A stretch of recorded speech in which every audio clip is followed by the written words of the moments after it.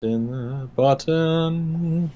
There you go. Hit the button. So now we're live. Now they can hear you singing. Huh. And there's no one here because they all left. Wow, 52 people. That's funny. Gmon 78. That's how temporal anomalies work.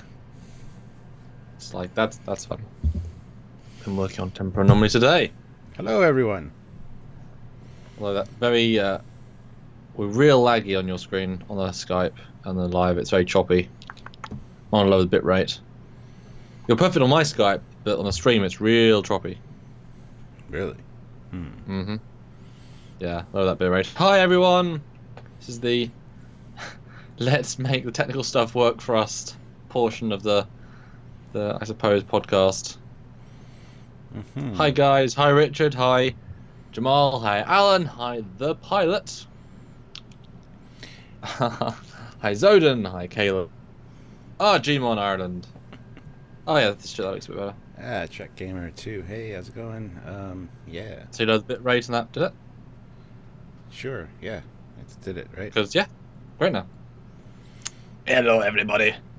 So watching at 440p? Well, no, it's 670 at 720 at 60. Yes. What he said. Anyway. So, hi Stuart. Hi. For hours and hours right. and hours. Oh yeah, someone pointed out I should normally be on the top. Oh, you're normally on the top of the two. Is that on purpose? Not during lives. Oh. Because of Skype, the way it sets it up, it's always on the bottom. Well, Sergeant Roadkill, you're wrong, apparently. Hold on just a second. You talk, I gotta do something. Okay, hi guys, welcome back. So yeah, we're talking ships, which is awesome for us. We love the ships. Matt Hammond, first live stream, but love the show. Thank you so much. Yeah, we do a few of these, so glad you can finally drop in and join us. And we hope that the scheduling feature helps, because now you can see when they're going on. And yeah, we're doing a very, very, very classical topic today. You know we love ships. We know you love ships. That's what you tune in every week. And in the last few weeks, we looked at some really nice ships like the D4, the Gemini Fighter, and some other cool things. Always ships on this channel. But we're going to talk about our favourite ships and talk to you all about favourite ships, because we want to know what are your favourite ships, what you think are the favourite ships, because it goes beyond just necessarily our favourite. And maybe by the end we'll get a sense of what the fandom's favourite ship is, or at least the Trekyards fandom. Who knows? Who knows? Indeed. I'm sure we could probably break down what does favourite really mean. Overall, or aesthetically, or technically, or based on era, or you know what I mean, or sexily, or sleekily, or worship. I mean, you could break down favourite into so many different things. So yeah. Okay, I will share, and you can do your vamp. I'll go vamp for you. And don't forget, guys, that we have the animations. If you guys want to super chat and pick an animation of one of your favorite ships, if it's listed there in the animations, you can do so. And we will try to, cover your stuff as well. I mean, if you guys want to talk about a specific ship that you really like, that the best thing to do would be super chat so we can see it, and we'll definitely talk about it. But we're also to support the channel and keep ourselves going. So we're having these fun conversations with you guys, and then you can support us by saying what you think. And we have to say, that's always the rule. If you super chat, gotta say it. And luckily, 99.9% of the time, you guys have not abused that horribly. Now that I've said that, but still don't. Yeah, that's definitely not an... Yeah, some people have kind of abused it a little bit, but that's fine. Well, Stuart, you're again a bit choppy. I don't know. / not even real time anymore. It'll improve. I'm not too worried about it. No, I think you should lower it even more, because other streams always look a bit like if they're not watchable. Well, that's okay. I mean, just pump it down to something small. It's fine. It's fine. Oops, didn't want to do that. There we go. All right, just went slideshow. Yeah. Both of you are extremely choppy.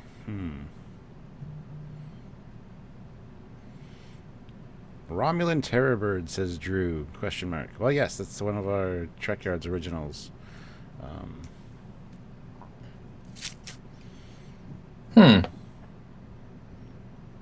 Shall I call you back? Maybe that's part of it. Sure, let's do that. Okay, 1 second, everyone. 1 second. And Adam Cleaverly puts in £2 and says the NX 2000 for me, fell in love with it when I first saw it. There you go.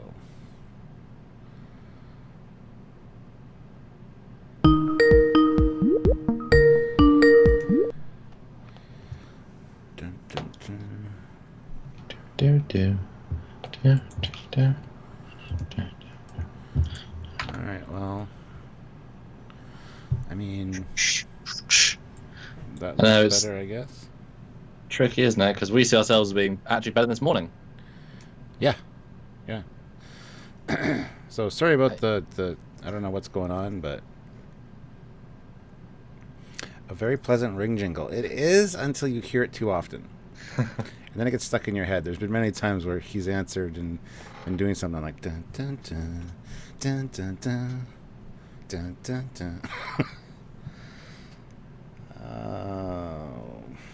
Yeah.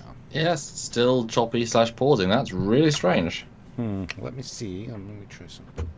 That's weird, guys. I mean, we do this stuff all the time, and I mean, how do I seem to you, Stuart? Do I seem crystal clear? You are crystal clear on my end. Okay, so we're both doing wonderful things, and yet, unhelpful. Should I vamp about stuff we've done today, Stuart? Why not? I'm gonna see. I don't know. It's good here. It says quality's good. Skipped 3 frames detected. Ooh. Well, I mean, look at the live stream and see if it actually updates based on. So yeah, today we did a session of filming. We looked at a classic, and I'll give you some hints and see if you can get it. It's a multiple show ship. It's quite a big ship. It's both tactically powerful, tactically inferior, tactically pointless, and very advanced, says certain characters. Good clues. Thank you. So let us know what ship you think we filmed today, and it is one of our back catalogue that we've done in a very sleek new special 2019 treatment. So let us know what you think we've done as our... So we're aiming to go in and really rejuvenate the classic catalogue by just doing better versions with better graphics and better all things. So what do you think, guys? What do you think? Oh wow, that's a cool picture. It's a Discovery but altered to be like the other one we looked at. I'm not sure where I got that from, but that balances out so well ish in a weird way, but wow, that's awesome. Yes, it is. Looks like it might be roughly in real time now. Yeah, I think it's roughly. I don't know. Well, they can hear us fine, so yeah. Hopefully it'll clear up. I don't know. Everything's fine on this end, so. Pondimus Maximus puts in $4.99. Thank you, sir. Hail, Captain and Commander, USS Enterprise, NCC 1701 refit. It's no contest. Flawless from every angle, a beautiful hull, and a history like no other. Yes, yes, and yes. Flawless from every angle, though. Can you think of an angle that might be not flawless? Nope. I feel like the back looking down on it might be not the bestest angle. Not the best. It's the worst of the angles, but it's still a good-looking angle. It's like the TOS Enterprise. There's no bad angle. The TOS Enterprise and the refit are the only ones I think that can say that. Right. Possibly. Yeah. Well, I mean, that's the thing. Obviously, we want to talk about these ships, so it can't just be an easy win. It'd be too easy, you know. Indeed. Thanks, Xavier. This is always wanted one. I have it. By the way, this ship that's on here on the screen right now is the Jaeger class destroyer. Okay. It's the Discovery era Jaeger class, I guess. Somebody mentioned the Jaeger class earlier, as hashtag Jaeger class for the win. I mean, can I shoot my brains out first? I mean, do we have to decide before or after the suicide? The Jaeger side. And Jeff, I disagree. Jeff Jacobs, one of our mods, says the E has no bad angles. Yeah, it does. It's got quite a few where it just doesn't look good. The E has some weak angles. I'm not gonna say bad. In fact, there's literally no detail except plate detail on the bottom of the nacelles are not good, and there's certain angles where they just didn't think to detail in the same way because you see them. I mean, the E can be counted on like 3 hands how many shots there are of it. Yeah. And that's not a bad thing, but obviously certain angles just were never, ever utilized. I don't think it's any bad angles, but there's angles that don't do it justice in any way. Yeah, the profile of the E isn't my favorite. It's very too flat. Yeah, it's a good way too compact. And ironically, the JJ prize, that I'm not a huge fan of that, guys. You guys know that, but from the side, directly from the side, I think it looks fantastic. As soon as you move the camera like a degree, it's like no, you ruined it. Premier Miller puts in $2. Number 1 is the Connie refit. Number 2 is the Sovereign. Number 3 is the Defiant. Interesting list. Dave Scarpa puts in $2. Your opinion of the Bonaventure Eagle Moss released. Which one is that? Have they released it, or are they releasing it? It's the one from the calendar. It's now on pre-order. It's now about to be released. Yeah, interesting design to say the least. I kind of like it. It's a nice TOS addition to the fleet. It's a smarter non-kit bash kit bash. You know, it's actually its own flair. It's not just a kit bash of existing components. Adventure Eagle Moss. Yeah. Yeah, it's nice. It's not the best thing ever, but it's Hopefully, I'll be able to do a review of that soon. Yeah, and the engines. I mean, I've only looked at certain times, but the engines are interesting. The more they're actually, they're an interesting hybrid of like NX and TOS, which is kind of, I guess, what it's meant to be. Huh. Yeah, this must be in between the 2 eras because it's definitely got pieces of each. Huh. I will say, it's better than the Bonaventure from the animated series. Yeah, that's not great. That's one way to put it, yeah. I mean, that's not a kit bash either. It's a defamation. Yeah, that's a good way to put it. Yeah. Let's pull these things up here. So here's the Bonaventure that they're talking about, guys, just so you guys can see. And it looks like they did the rear of the nacelles look very Discovery style. You know? Try and do that. Well, I mean, they're inspired by this was before.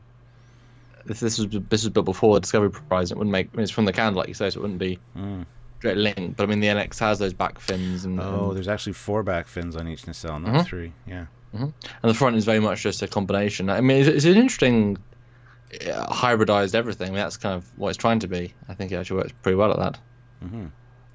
Yeah.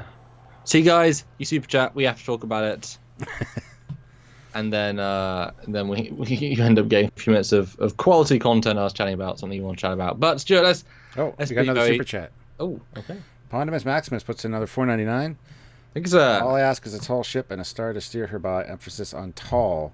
This is what I just can't love about the Enterprise E. Well, you must really love the Chariot class then.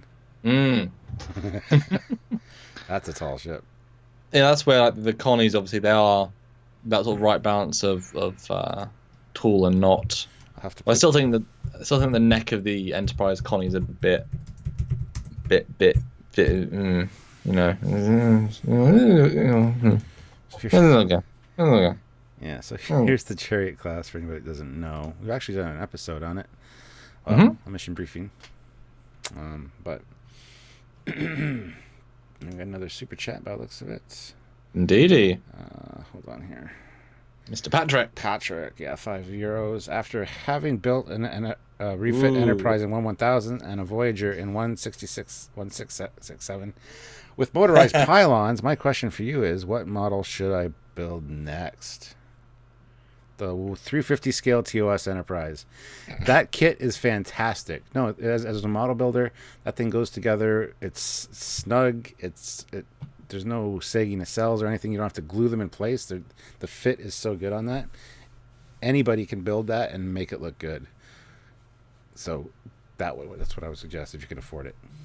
I would say you're shrinking down your scales a little bit there in a good way to get more detailed. Try and build a Defiant, because I mean that's a glorious design with lovely small details that in a big model are really nice and big. And if you do the lights, I mean, I think that ship kind of pops.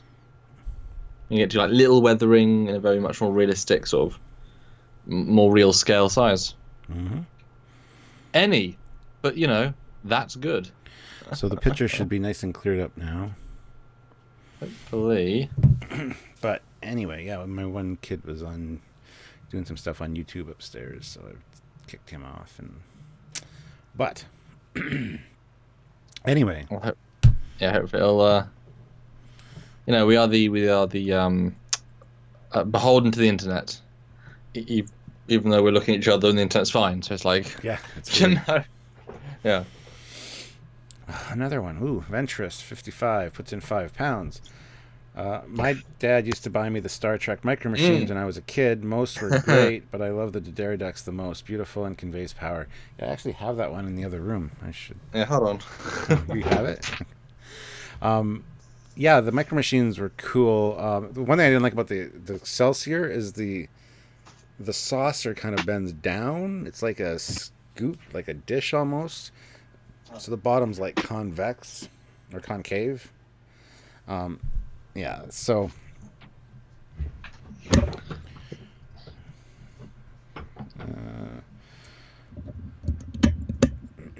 well, that's not a starship. Different room those models aren't where I thought they were, but that's okay. No, I've got a funny personal story with the Micro Machines. Oh, really? Well, go ahead. Give us the story.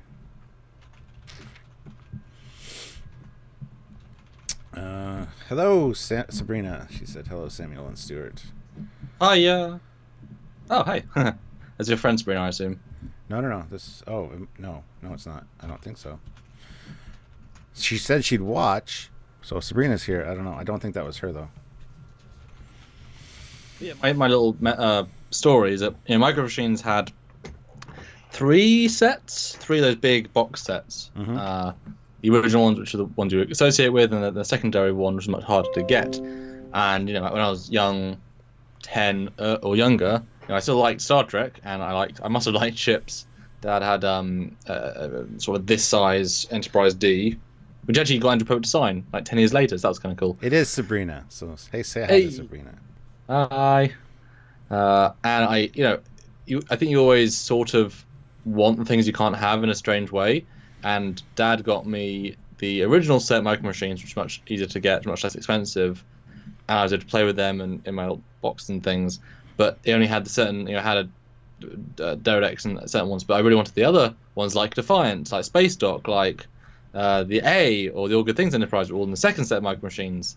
And I remember he kept that box because he wouldn't open them for collector's value in a far up place. And I remember having multiple times I used chairs to just have a look at it, just sneak it off the shelf and have a look. And I always just wanted to open it and just play that little Defiant, all those really cool ships that you can always have. And I always resented him for that. That I will not have my own set. And so still, in my head, there's a strong internal vibe of it. That is the golden set. That's like that's the snazzy one. That's the limited edition, and it was actually a limited edition. It had a bonus one. Yeah. I mean, I could eBay it now for like £10, or if it's even rarer. I'm gonna Google it right now because I actually want that. You should. I should buy it live on stream. Pondimus Maximus puts in $4.99. If I were captain of the Chariot class, my first order would be computer initiate auto destruct. Well, that's not nice. It would be your prerogative, though. Would you get the crew off first or not? One of my friends, Greg McFarlane, really loves that ship. It's like his favorite ship. So It's all beauty's in the eye of the beholder when it comes to everything, let alone starships. I think it's really interesting. I think it's a pretty. I mean, it's an interesting design. I think actually you should give it a lot of credit in its own way. Philip Ingram puts in €5. Thank you very much, Philip. Number one has to be the refit, which is a tribute to the TOS Enterprise. Then NX-01 and its refit. And then the E, the C, and the B. No bloody A, B, C, D, E, F. Stuart, could you bring this up on the... I'm going to send you on Facebook. Could you bring this up on the chat, on the screens? No, I can't. I want to show you the micro machines. I'm incapable. I want to show everyone else. I'm incapable of doing that. How are you sending it?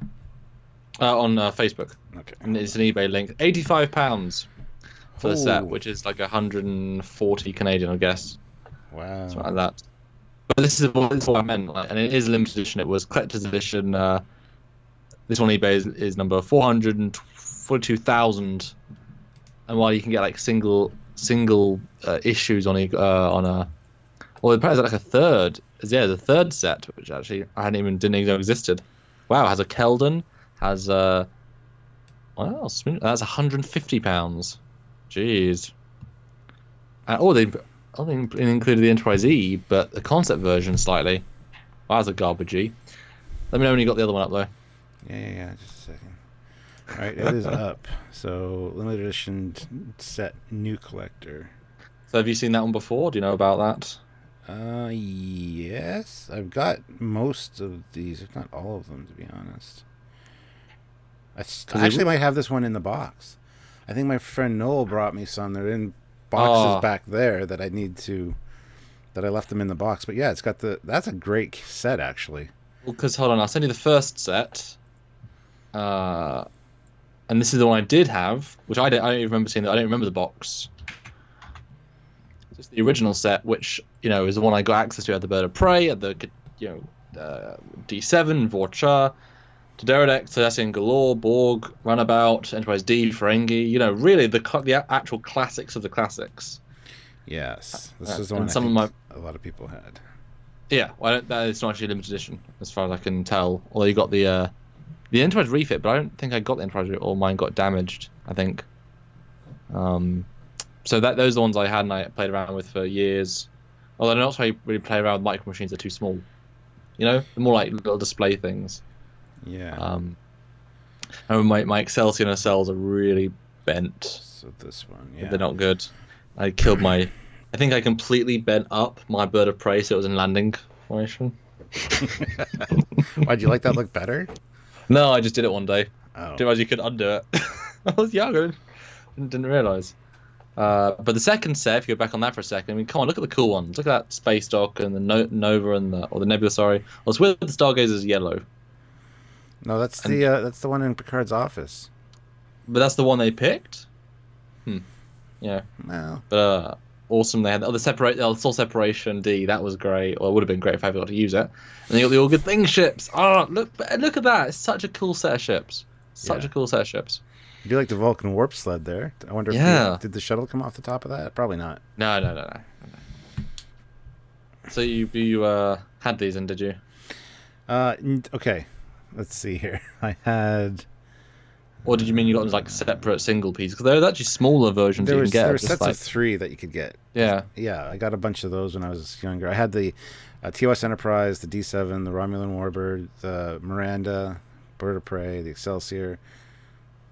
I think I didn't have the shuttle. I had the Decals, Enterprise D. I think that's it from the other set. Maybe the Vorcha. I know I have a lot of them now, but I'm just trying to remember what I had when I was a kid. So the second set was just as limited. I still want that set. I should buy it at some point, but it's really expensive. We got a bunch of super chats here. Richard Woodrow. Can I remember the name of the ship that could separate into 3 parts was taken over by the Romulans from Voyager? Prometheus. Yes.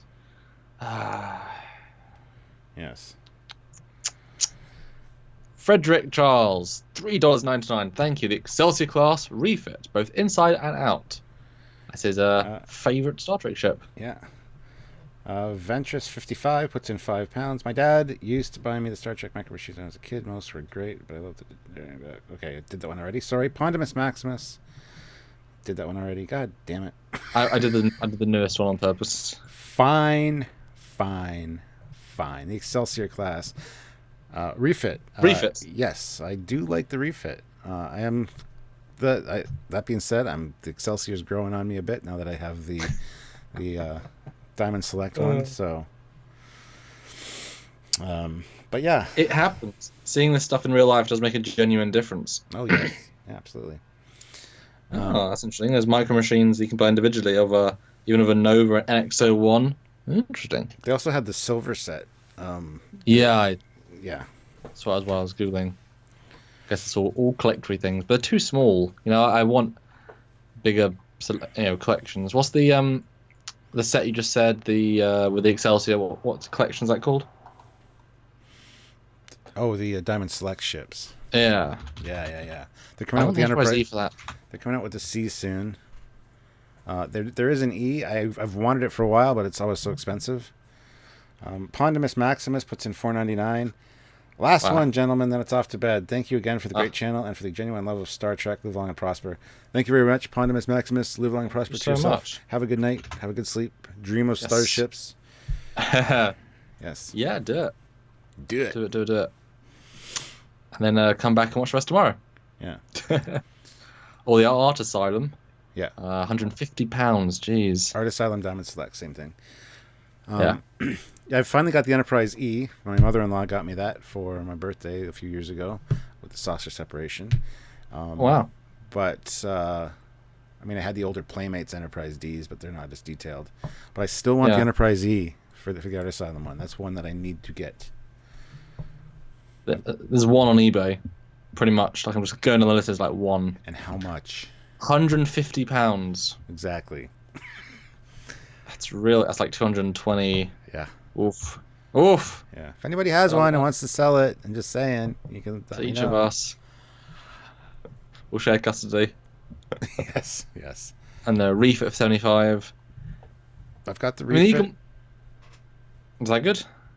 Yeah, the refit's pretty good. It's got some light leaks and stuff, but refit. I've got the TOS Enterprise, which is fantastic. There's also an HD version of the TOS Enterprise, with like grid lines and a better rustering and stuff. It's like the remastered version of the ship, basically. I've also got the NX-01. I've got that one. That's the only one I have. It's up there. Yeah. That I remember because now I've seen that. Now I know that ship so well. Looking at it as like, I know all the. Should I get it? I'll go through some problems. Sure. I'll go get it. Sure. Spinner Breaker puts in $2 Australian. Thank you. Favorite ship, Holodeck. I can command anything I want. Great answer. And that's when people ask me what my favorite or what ship I'd like to be in command of, I always say the Galaxy class because it's the most luxurious, the most comfortable. It's big. Plus you got the holodeck, so you can go any ship, you can command anything you want.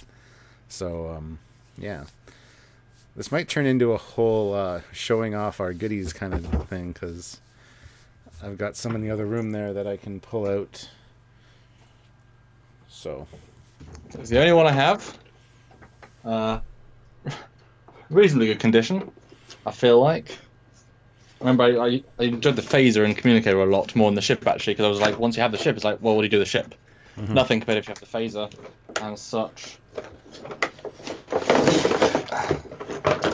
Yes, the only big model I actually have. Yep, I got that one. Painting is really obnoxious. That's just wrong.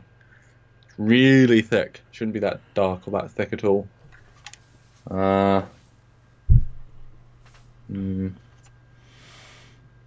But I'm assuming you would use a real sculpt, given the fact that this is 3D at the time. Although I do like the fact that the battery bay is the shuttle bay.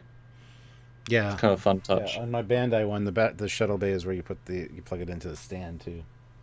Oh, well, that might be it. That might be what actually it is. I don't know. It's pretty good. This is turning into our favorite toys episode. I feel like this though is too thin.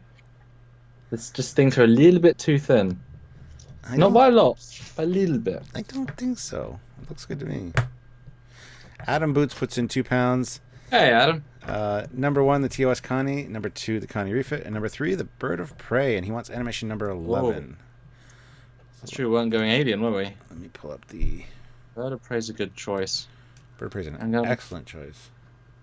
I'm looking at my archival render of the AXA one because I can just do that.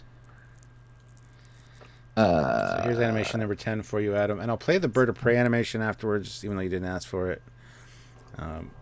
But you mentioned it, so I'll also play the Connie refit animation for you. There you go. Huh. That's interesting. I mean, they've tried to do similar things, but it's just all the paint is wrong. Mm-hmm. Yeah, it's all wrong. All the patterning is wrong. It's all wrong. It's all crap.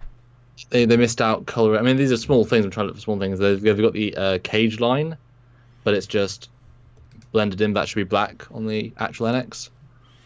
And finally, I'll play the refit one for you. So you got all your favorites that you mentioned covered, Adam. Nimble Fox, I think otherwise known as Chive Bacon, puts in £10. Oh wow, thank you, sir. The Enterprise C has been really growing on me. I always thought it was ugly duckling of the Enterprises, but I think it works really well. Or I just need to stop watching Discovery. Well, yeah. Oh no, it's a funny out of battery after 20 years. Oh. It's take, worked like 2 years ago. Should probably take those out, yeah. Yeah. Yeah, it's obviously based on a real mold, you can tell. But yeah, a lot of the teeny colour things are just ignored. But the paint's awful. I mean, that paint's awful. Real bad. Mold's good. Paint's bad. Mm-hmm. So I think it's fair enough, because you can repaint it if you want to. Okay, not as exciting as I was hoping. I apologise. No revelation there. So yeah, favourite ship, Stuart. What's a ship that you love that is a guilty pleasure love? Oh my goodness.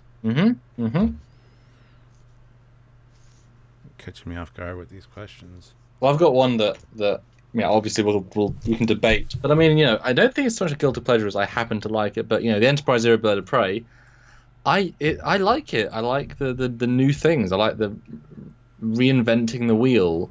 Okay, yes, the wings are too thin and the asymmetrical guns, but I love some of the new additions. The engine pods, the glowing bits, the way the neck is, the way the pipes look. It's all integrated, and just honestly, it's one of those things where the design is highlighted by the good stories it's in. You know, it's work in the Expanse episodes, the one called the Expanse where it gets destroyed with Duras, and then all its augment episodes. There's a lot of good stuff to do. You know, so it's kind of like it's a good ship of the fleet, and I like the differences. You know. Mm-hmm. I'm just trying to clear up any lag here. They say it's laggy again, and it does say video output low right now, so I'm just trying to see if I can do something. 0.2 frames a second. Again, guys, we are absolutely crystal clear on our personal Skype chat to each other. If we could show you that, yeah, then it'd be fine. Kind of am through OBS, but you guys aren't seeing it properly. Oh man, I hate when things go laggy. Without any actual reason. But what do you guys think? How do you guys feel about the... This is a great podcast we got here, guys. Hey, not our fault. We're not, you know... I mean, I could always swap and be the main guy, but then it would... Don't know if it would mess it up or not. Make a separate video, you have to rejoin. Could try doing that if they want. I just don't know why it's so bad. There's no reason for it. Joseph Petrick puts in €2 and says, I'm late. Pity Lego doesn't do Trek. I love my Saturn V. I've got the Mega Bloks Enterprise, which I'm going to actually start building soon for a captain's log. And it's pretty fantastic once it's built. So it's kind of Lego. See, now the stream is back to good quality. Oh, yeah. There you go. That's a bit better. See, I don't know why it does that. It goes through, like, waves of, like... Anyway, we're back. Sorry.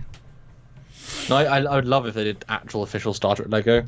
Yeah. Although not not necessarily Lego from 12, 15 years ago, where, I mean, if you look at the people, they were as raw as you could possibly get. But nowadays, Lego, with the detail and that they actually choose to do custom, people, like they do Klingon custom foreheads, that would all be part of the deal. What kind of Klingons? All of them. Even Discovery? All of them. Yeah, all of them. It's like Romulans. You'd have classic and non, and you'd have. Although now we're more PC, would they consider Lego people the TOS version blackface Lego figures, not be able to sell them? I don't know. Gmon78 puts in £5. I checked out the Doom clock guy you mentioned. What a total bell end. I don't know what that means. His words, not ours. I don't know what that means. So, number one is the Connie refit. English insult. Oh, yeah, like being a Muppet. Nope, way worse. Okay, Muppets being daft. Yeah. The others are not that. Okay, number one is the Connie refit. Obviously, number two is the Excelsior class, and number three is the Ambassador class. Pretty good list, but you got a little speed bump in the middle there, the Excelsior. I mean, it's fine, but it's not number two on the list. It shouldn't be. It is a weird three, actually, because that's very much an aesthetic, but also very, very different versions of that aesthetic. Like, you're not going outside of the realm of the Enterprise of that lineage, but you're not going with two very similar, the Connie and the refit, or, the E and the B and the, that's interesting. Yeah. Total Anthony puts in $4.99. Thank you. Not surprised the commander has the ME hoodie, as he loves retcons, and that me is riddled with them. Okay. I don't know what any of that means. Mass All right, Effect. Then. Okay. I mean, okay, retcons is just a great game series apart from the last 10 minutes. Okay. One of the better. I mean, that's the thing that we've said to you before, Stuart. But sit down in your house, live stream playing the Mass Effect games with you. You'd absolutely love them. Okay. You'd get so absorbed. I need to help you with help. Ian Warrender puts in £2 and says guilty pleasure the USS Pasteur. Yeah. It's a good design because it's built to be cumbersome. It's built to not be beautiful, but it's got all curves pretty much except the functional bits, and it's got some real nice little details that actually are hard to see, especially in the episode. Yeah. If you look at the miniature, they're pretty nice. Spino Breaker puts $2 Australian. Spino Breaker. Check Lego idea for custom Lego Trek ship designs. I've seen a couple. Yeah, there's some good ones. Patrick O'Connell puts in $2 Enterprise B, Sovereign, NX, and the Foley class. Oh, now you're just kissing ass. Hey, speaking of Metlislitz, Dave Metlislitz, he just finished his Foley, and he posted a picture on the Trekyards page. So he's got there's a Foley class design that he'll be incorporating into his photos now. So nice. And if anyone wants to mention, Horizon is one of my favourite ships. I mean, no one's going to blame anyone since we mentioned the Foley. I mean, never heard of it. Stephen Young. Maybe I had to catch your name like the Cockings class, but Stephen Young. It's a crap name. We'll know it. What are you on about? €10.99. Thank you, sir. Love your videos. Thank you. Live long and prosper. Well, thank you very much. Love your support, and thank you for stopping by. Gmon78 puts in another £5. And says, get those glasses checked, fella. Excelsior class is beautiful. Hey, I just did a video talking about how much it's starting to grow on me, and since I've got the Diamond Select one, it's a nice ship, but it's far from perfect, my friend. Far from perfect. Okay, stop. 5 things you don't like about Excelsior. Go.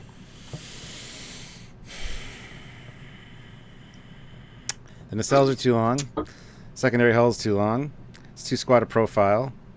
I don't like the 90-degree struts. Okay. And the deflector dish is too small. And the lower planetary sensor dome, it's a weird shape with all the little things around it. Don't like that. I don't like the big thing like along the back of the saucer. I don't know. There's a bunch about it I don't like. Okay. That more efficient than I thought you were going to be. Well, a fun comment from Jamal Taylor. Order the Foley today. Waiting on the Horizon model. Yes, the Foley class is available for purchase, guys. But you have to private message me. I'll send you a link, and then you got to fill out your name and information, and then they get back to you in a day or so, and then they arrange the shipping and stuff. So, kind of a weird process, but it's what they have to do. So, yeah, and I'm eager to get something made of Horizon. I'm not sure when, how, or who. But I know people in the there's model interest community. out there. Yes, certainly. I mean, if there's interest in getting a Horizon, it'd be certainly fun to. I would obviously like one, so hopefully you would like. A couple of you would like one to have on your desk. I mean, there's a pride factor for me to have it on your little desk. Oh, that's Horizon. Yeah. On 350 scale, Stuart. Haha. Sergeant Roadkill puts in £5. Did you guys ever see the Micro Machines Action Fleet Star Trek miniatures? Predated the Star Wars sets. Oh. Also, regarding ME, bet Foley would love Liera in one. Sure. First, Micro Machines is the one we were talking about earlier, so go back. Then I talked about the 30-minute mark. We were talking about those for a while, so you actually got a whole conversation. And yeah, I think you'd like many of the alien hot babes. There's alien hot babes? I'm in. You've seen Chuck, haven't you? The show Chuck? No. Yvonne Straczynski is in Chuck as Sarah, and she's brilliant. Okay. And then she plays a character in Mass Effect 2. She's kind of the main new character, but they modeled her exactly on herself. And so if you have a little crush on the actress, then getting to romance the character in a game and be able to order around and interact with her in the game has made that game even more interesting for me. I was like, this is a order even better her game. Around, eh? Well, yeah, she has to shoot. I'll say Sontarans, though. That's not right. Solarians, I guess, and what's the flying dudes? The Go Matt. I don't remember that. Because you want to know, Stuart, don't you? And Jamal. Yes, Jamal is correct. I do like the Enterprise B. I like the Excelsior refit. A lot of the issues I had with the Excelsior it kind of fixed with that one. Bulks out the secondary hull a bit, and fixes some of the issues I have with the saucer as well. So yeah, Matt Hammond puts in $2 with no comment, but thank you very much, Matt. Very appreciated. You, sir. What are they called again? Oh, I don't know. Okay, let's ignore that post. So guilty pleasure. So mine was the Bird of Prey. Do you have any comments on that, Stuart? Enterprise Zero Bird of Prey? No, not a piece of crap, but no. I still haven't said my guilty pleasure. I don't even as know. Far as I don't even know what it is. I'm thinking, but I can't think of anything right offhand. Patrick O'Connell puts in $2. Let me think about it. Okay. What is your favorite shuttle or auxiliary craft? Oh, Delta Flyer. It's a real luxury yacht. No, I like the one Data's flying in Nemesis. Oh, that's a good one. The scout ship. Or is that Insurrection? Yeah. Insurrection. Yeah, that's a good design. It's a nice original feel, yet familiar. Yeah, beautiful ship. I'm excited to do our episode on it. Cause that's Gmon, one of the best things about that movie. Gmon78 puts another £5, even though he said he was going to bed, I think. You guys look like a flip book with half the pages missing. Oh, for Christ's sakes. The stream's health is good, so I don't understand what you're talking about. But okay. How's the stream on your end, Samuel? Well, audio, no picture. We just paused. Oh, for crying out loud. Philip Ingram puts in €10 and says, you guys need to see the beauty in the Smithsonian in person. Well worth it. See the pics on my Facebook. Yeah, absolutely. That is one of the dreams, the bucket list things. It might be worth swapping to my OBS for the second hour, because then at least people know that's happening. And yeah, we can do that. Not ideal, but if it's it might be just as bad for me, but might not Pull it be. up now. That way, when I end mine, you can start yours. It might just restart it right away. and keep going with the same feed. Hopefully. That's the I have no idea plan. if that works, but maybe. It should, because I've gone offline before and Should it? reconnected right away, and it said it was fine. So Okay, so I've got Discovery LCARs. What should I do instead? Because I haven't got a flip book after. Okay, I've got one. Hold on, yeah, I'll set it up like I have mine set up right now. Oh yeah, okay. I can do that. We're trying to fix it, Nightwing. I see this. So frustrating. Let me try something. Gonna vamp just a little bit. It involves singing. No, it shouldn't. That's awful. Don't do that. Yes, hi. There you go. Let's see if that does anything. What did you do? None of your business. See if it works first. Okay. Joseph Petrick puts in €2 and says, Hey. Roalfo had a sofa on the bridge, lock and load. Right? I made a comment about that in my movie review, like just lounging on the bridge on the couch. That's the way to do it. I will say I genuinely think the sonar ships are pretty cool. I think they've got a lot of cool, there's a lot of repeated shapes. I really wish I could see the digital models to see like how crap or good they were, honestly. But I kind of like the sonar ships. What do you think? Yeah, they're all right. No. I'm gonna have to say no on that one. Well, which one is your favourite out of the minimal options? The only one I can remember is Rualfal's. Okay. Rualfal's. Get it? I said that. Wow. That's smart. Yeah, I need to look them up and see, but hold on, let's try this here. You've got the Collector, you've got the rifle ship obviously, and you've got the warship. The Collector doesn't count. Oh, I mean, and the Borg ship? Did you say the Borg ship?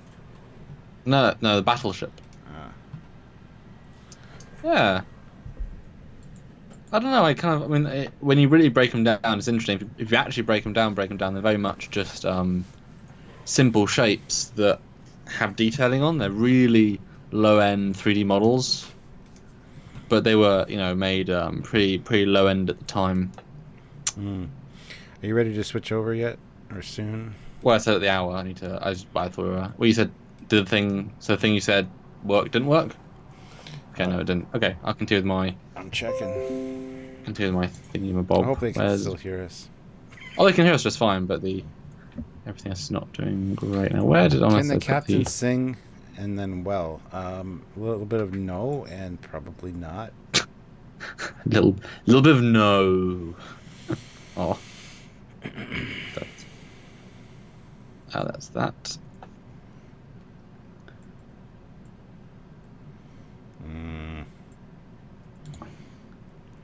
We're working on the technical aspect here. Hold on, guys. Basically, we're giving up and doing something else. But still we're going to make it seamless. When I hit end stream, you're going to call me right back. Well, I won't call you back. It'll just start stream. It'll just... Yeah, there you go then. We'll do that. OBS to OBS. Yeah, what would happen if... I wonder, could we both stream at the same time if I had that on... Let's watch the stream. We're working on stream. You're going to call me right. Mine still says ending on OBS, so we're working on. Oh, hello. Looks like it's my one. I mean, 161 people watching. Well, that's good to know we can hand off like that. Oh, and now at let us. Probably not. I would assume not. Probably not. Are we ready to switch? Just fixing the secondary image. I don't want people to get all annoyed. 1080p at 60 frames, and there we go. Perfect. Situation fixed. Okay. Hopefully. Yeah. There you go. See? And yes, Joseph says at least the picture freezes on hilarious faces. Shall we do Trekyards memes? Absolutely. Take the pictures and do some memes. I love seeing memes and things. So. Why are there none already? Is the question. Now I'm on top though, so that's better. Hold on, I'm What? still zoomed in, but that's okay. It's good. It's good. It's good. And no, the image with the Reliant and Enterprise were not. That's something Stuart found. Yeah, so there you go. So I've got 6 ships on the screen as my thumbnail. Why do you think I picked these? Are these the favourite ships of all Federation, of all ship kind, Stuart? Why do I think you picked those? Yeah.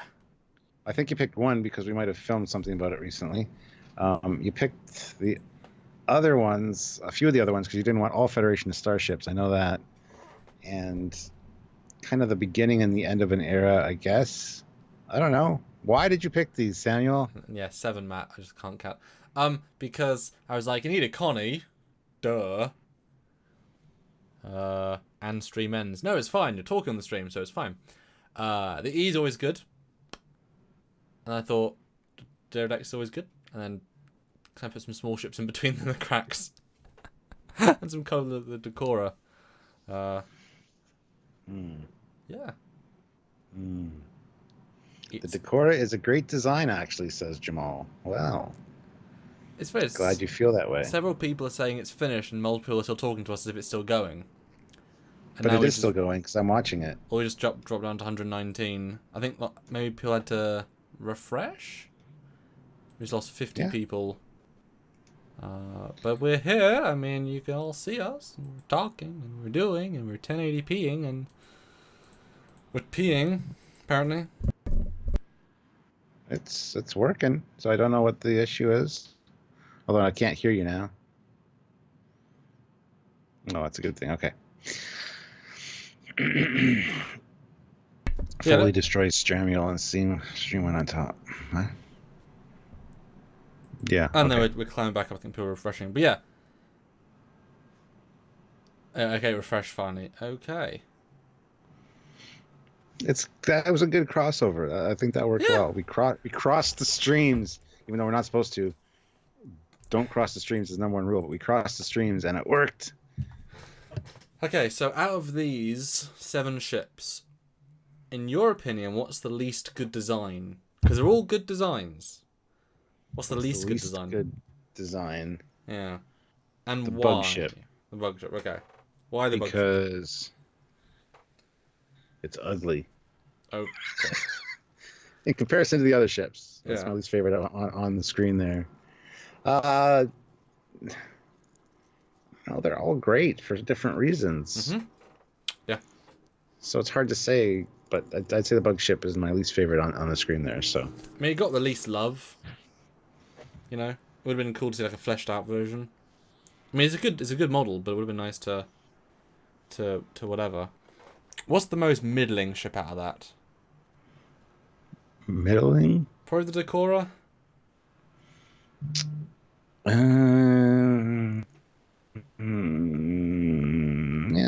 the Defiant.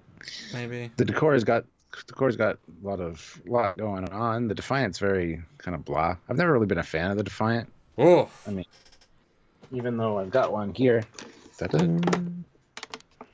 It's big. The Playmates one. Nice. So, but, yeah. Pretty. Who designed the Defiant? Jim Martin. But yeah, so favorite Trek ships. What's your favorite in terms of? That's the thing. Obviously, you got to take out the most famous ones. So, of I guess like side ships. What's a really favorite one that you think just looks beautiful? If you had to say, they just think actually has a real sense of that is a just gorgeous looking ship. But a side ship. Yeah, it can't be an Enterprise. That's cheating. Yes, I'll use my wall to help. Yeah, no kidding, eh? Oh my goodness. There are so many great designs. Okay, pick. Does it have to be Federation or can it be anything? Anything side. You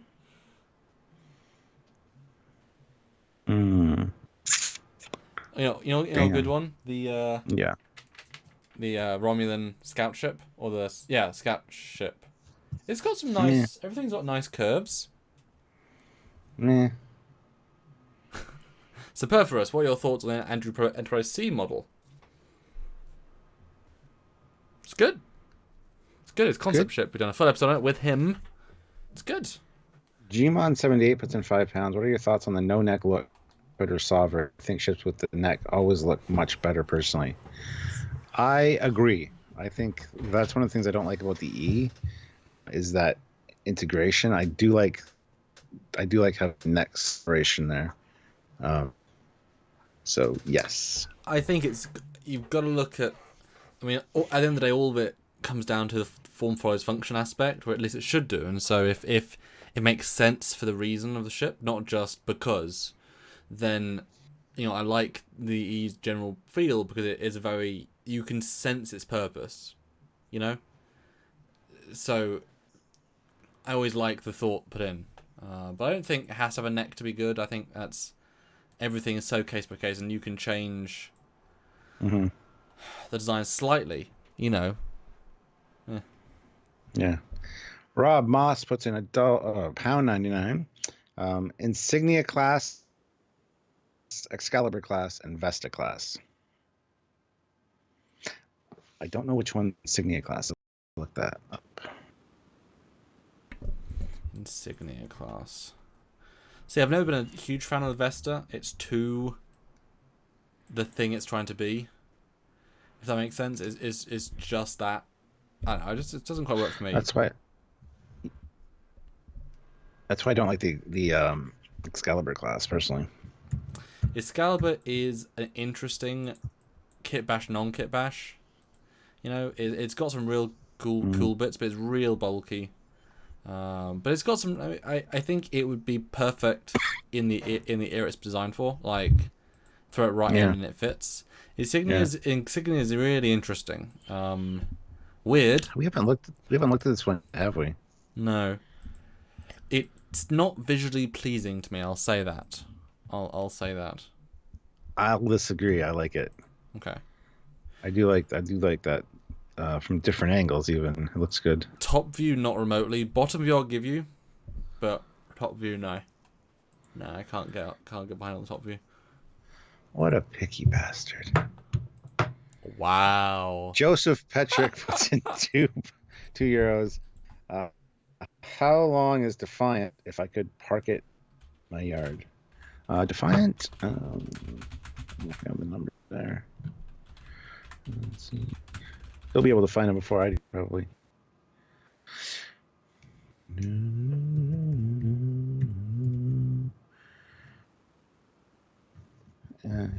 Are you looking for it, or am I supposed to be doing that? Looking for what? The length of the Defiant. 150 meters is the CGI model. 173 is an alternate model, and 125 is a model. There's 3 sizes, all cited, but the CGI model is 150-ish meters, and if you put that in the correctly scaled Deep Space Nine docking port, it visually lines up exactly with as you see it in the show. However, other certain things don't quite work with that, but that's more because they were done as secondary things after the fact. Are you telling me there are size issues in Star Trek, Samuel? I am, but I like the one that goes for most of the time. It was designed and built at that scale, and 20 meters doesn't make a huge difference. It's more when it goes down to 120, because 120 or 125 is a really small ship, really, really small. 150 I think is a good medium, and that's like that. I've measured the one we've got, so I can tell you exactly the default scale. Isn't always correct.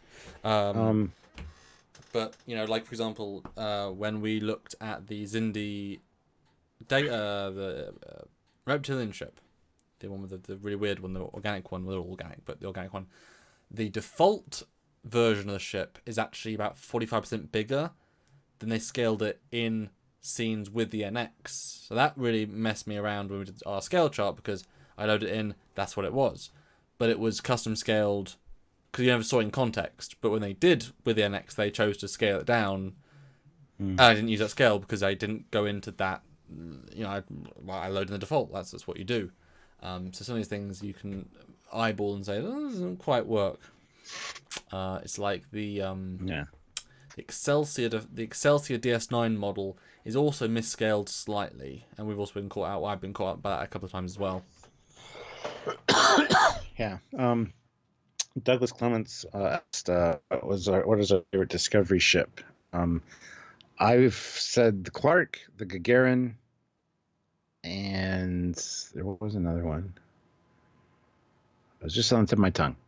But I just recently reviewed the Clark Eagle Moss. It's fantastic. It's a great Miranda style ship, and the Gagarin class is also very cool. The Baran is interesting. When you hold it in your hand, it kind of looks better than it does on screen.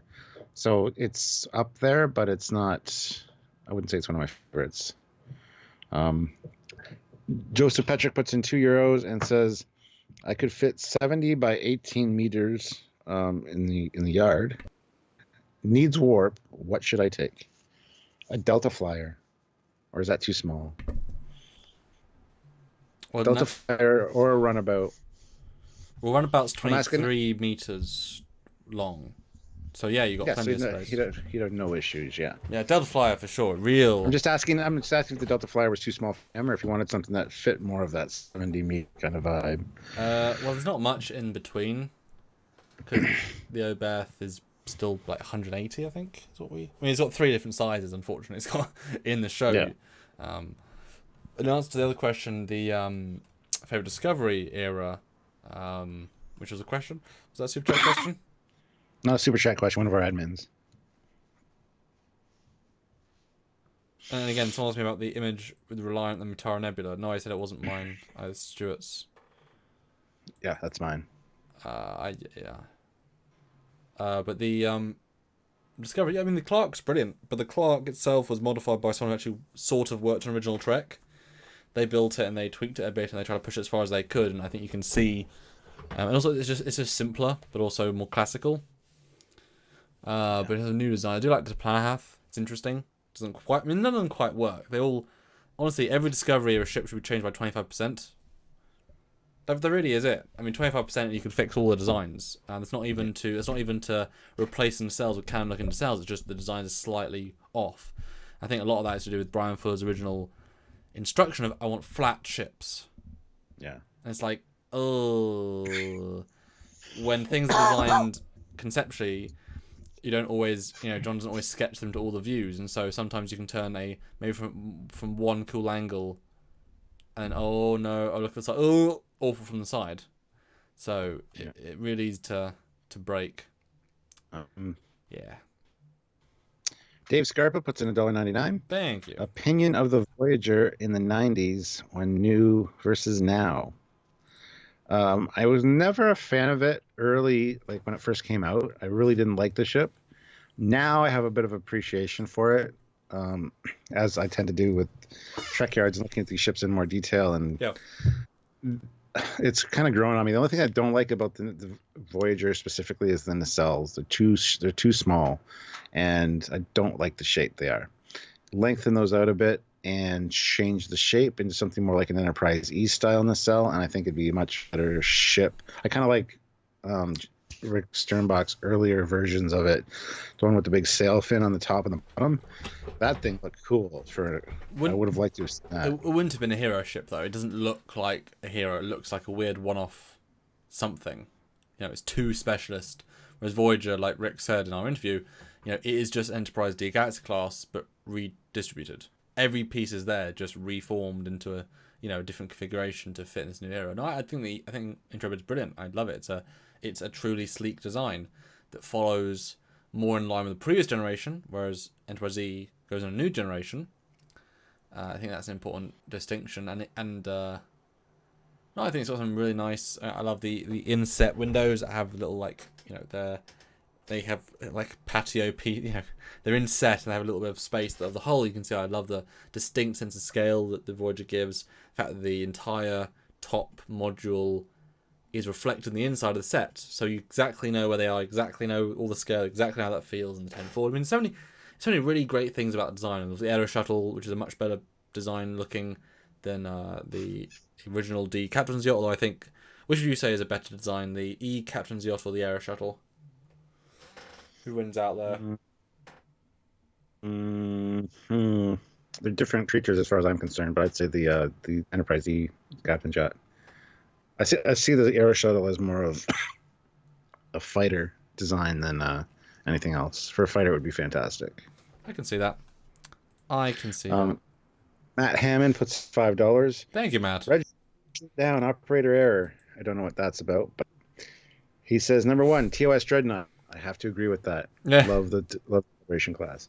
Number 2 is Enterprise C. Again, gotta agree with that. The Ambassador is fantastic. 3 NX-01. And then he said good go. And NX-01 is where you drop the ball, my friend. I'm not a huge fan of the NX-01 personally. Again, it's that profile from the side. It's just it's missing stuff. Once you get into the refit of it, fine. It's kind of steps up a little bit, but not a huge fan of the Enterprise NX-01. Sorry. Yeah, the NX-01 is a weird one. It's well thought out, and it works great as a solid piece of ship.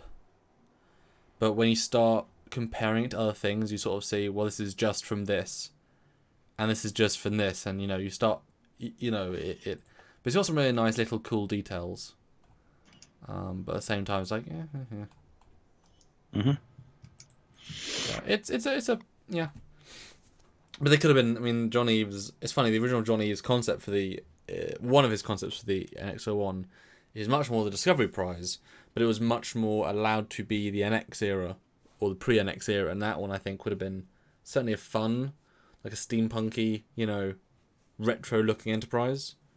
Discovery Prize is a different aesthetic Enterprise. It's not a retro. Like, it's not designed to be older per se. It's its own Discovery style. Yeah.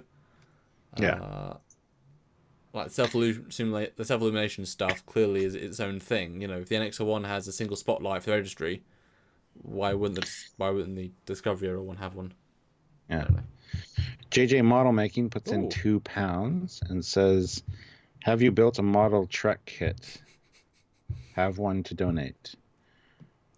You have one to donate, or I think he means have one to donate. I've built many Trek model kits. But model Trek kit is worded funny. I don't know if that's specific or... Well, I've never built any. I'm a CG man, but I'd sort of be interested in making one day, but I've never been able to paint well, ever. I haven't got that sort of dexterity or patience, I guess. For the teeniest things, I'd want it to be professional quality, but you can't. Professional quality comes from decades of learning. Not necessarily. Okay, you could be gifted from the outset, you know what I mean? But I'd want ILM level quality because that's what you see in the show, and those are absolute master model makers with the best kit and the best experience. I mean, there's a reason why they're professional and they're in the field. So you can make a crappy looking one, but what's the point in wasting a model kit? CG is a little easier to make that. Gotcha. Yeah, I mean, it's donate to us. Which model, JJ Model Maker, could be something really cool. Yeah, I'm interested. Z German likes the Sovereign most. Haha. Yeah. It's cool. It's a great iteration on the Excelsior. Really, it is. It's a modernized Excelsior, but without being kit bashy. Mm-hmm. Yeah, we can get you a snap together kit, Samuel. The AMT 1000 scale Enterprises are all snap together kits, and cool. Perfect, beautiful. Cool. Yeah, if you take that out of the equation, then sure. Sure. And they don't need painting because they're molded in the proper colors. So perfect. So what's your favorite big bad ship? Big baddie ship? Yeah, like big bad, like an actual big threat ship. I'm gonna have to go with the Jem'Hadar battle cruiser. Ooh. And that's a big ship. It's a big ship. Yeah. It's just so imposing, and I don't know. It's a fantastic looking design. Can't think of anything else right offhand. I think Scimitar's a brilliant design. Mm-hmm. It could do with some more detail. It could do with some more fleshing out, but that's really the lack of thing. But it's so swooping. It's so it looks great in motion. If you like give it a green paint scheme, like made it Romulan version, I think that might look kind of cool. Uh-huh. Chris Starling says the sarcophagus is very intimidating, I think. It absolutely is intimidating, but that's all we'll say. Yeah, let's not talk about that one. Samuel, yes? Is there any alternate for Eagle Moss for us, puny Europeans? Well, I mean, I'm still European, and, you know, they're from Europe easily, and you can get subscriptions other parts of Europe, I'm sure, and you can buy them from their site or from eBay. So, yeah, Eagle Moss is still easily available to Europe. I wouldn't think of it as a problem at all. Ah, Stuart, Yeah. what do you think about the Excelsior variant as we see it in Voyager? The Excelsior variant we see in Voyager? Yes. In flashback? Yes. Oh. With It's all right. It's fine. lit nacelles and all that. Like, would you prefer it to Yeah, I be think- lit or not? Yeah, I would, yes. I think it's a nice improvement on the model, for sure. Wrong, but it's a nice look. So. It's such a they didn't know they were going there when they designed these ships, but it's such an easy, obvious like ring detail that links exactly to the D. Like, it's amazing how it just instantly is the step above. You know, the refit has internal grills, it lights up when you push one step further, and yeah, it's real clever, real clever. Like Morrison said, oh wait, how could I forget? My number one ship is the Archer class, small, fast, and funky. That's this bad boy. You know, the Sagittarius, the Archer class. Yeah, This is my 1/350 scale. It's so small. nice. Great ship. Great ship. Yeah, well, it's very similar. It's sort of similar to the Bonaventure, the new one. It kind of has a similar-ish vibe, at least in a similar direction. Yeah. I saw two comments I wanted to mention. Some Trekyards said Deredex. Did you type Deredex in the chat? I did, because Jeff Jacobs, one of our admins, was like, I don't know how to spell it. Oh, He tried spelling it. He said it was imposing from the beginning as soon as we first saw it, and I agree. it is. Yeah, it is. It was meant to be like big and But JJ model making, and you'll not be surprised what ship he happens to have. This is the JJ prize. It's the JJ prize. It's built. Oh wow, it's built. And just sitting on my shelf. Holy shit! Wow. Thought you think you guys might appreciate it more. I'm based in Buckinghamshire, England, so just need to work out postage details. If you're interested, Samuel. take it. It was already built. I mean, that's certainly, you know, yeah. I mean, fun to see up close. I mean, sure, email trekyards@hotmail.com. That's our joint account email, so we'll both see that. And yeah, we can talk. I mean, it's not as if I have necessarily space, but that's certainly a nice display piece, and you know, get custom 3D printed nacelles, struts for it to fix that, and then you're golden. I was gonna say, if you were sending me one that wasn't built, I want to build a JJ Prize and I want to fix it. Yep. I want to Just extend the struts 25%. and paint it in the proper colors with the proper pin striping. It's true. Alexander Kolchak puts in $5. Good afternoon, Trekyards. What is your favorite Eagle Moss Star Trek ship? Favorite Eagle Moss Star Trek ship? Although brief to Joe said saw the link in the description and showed shipping to US, Canada, and Mexico only. I mean, it's a English company, so it will ship to England. Yeah, they will. And There's not sure. European shipping for sure. They go to Germany. I mean, and honestly, our affiliate link gives us extra bonuses, but if you just want to go to the normal Eagle Moss website and then just use the code Trekyards, then you'll get the same bonus, even though we're not getting the affiliate points as well. yes. So please do have a look. So Sorry, Alexander, what's our favorite Eagle Moss ship?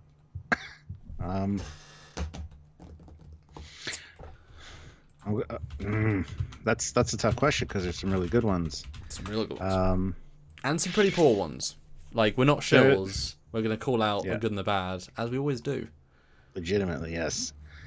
I don't know. I've seen so many that in the review, I'm like, this is probably one of my favorite Eagle Moss ships. I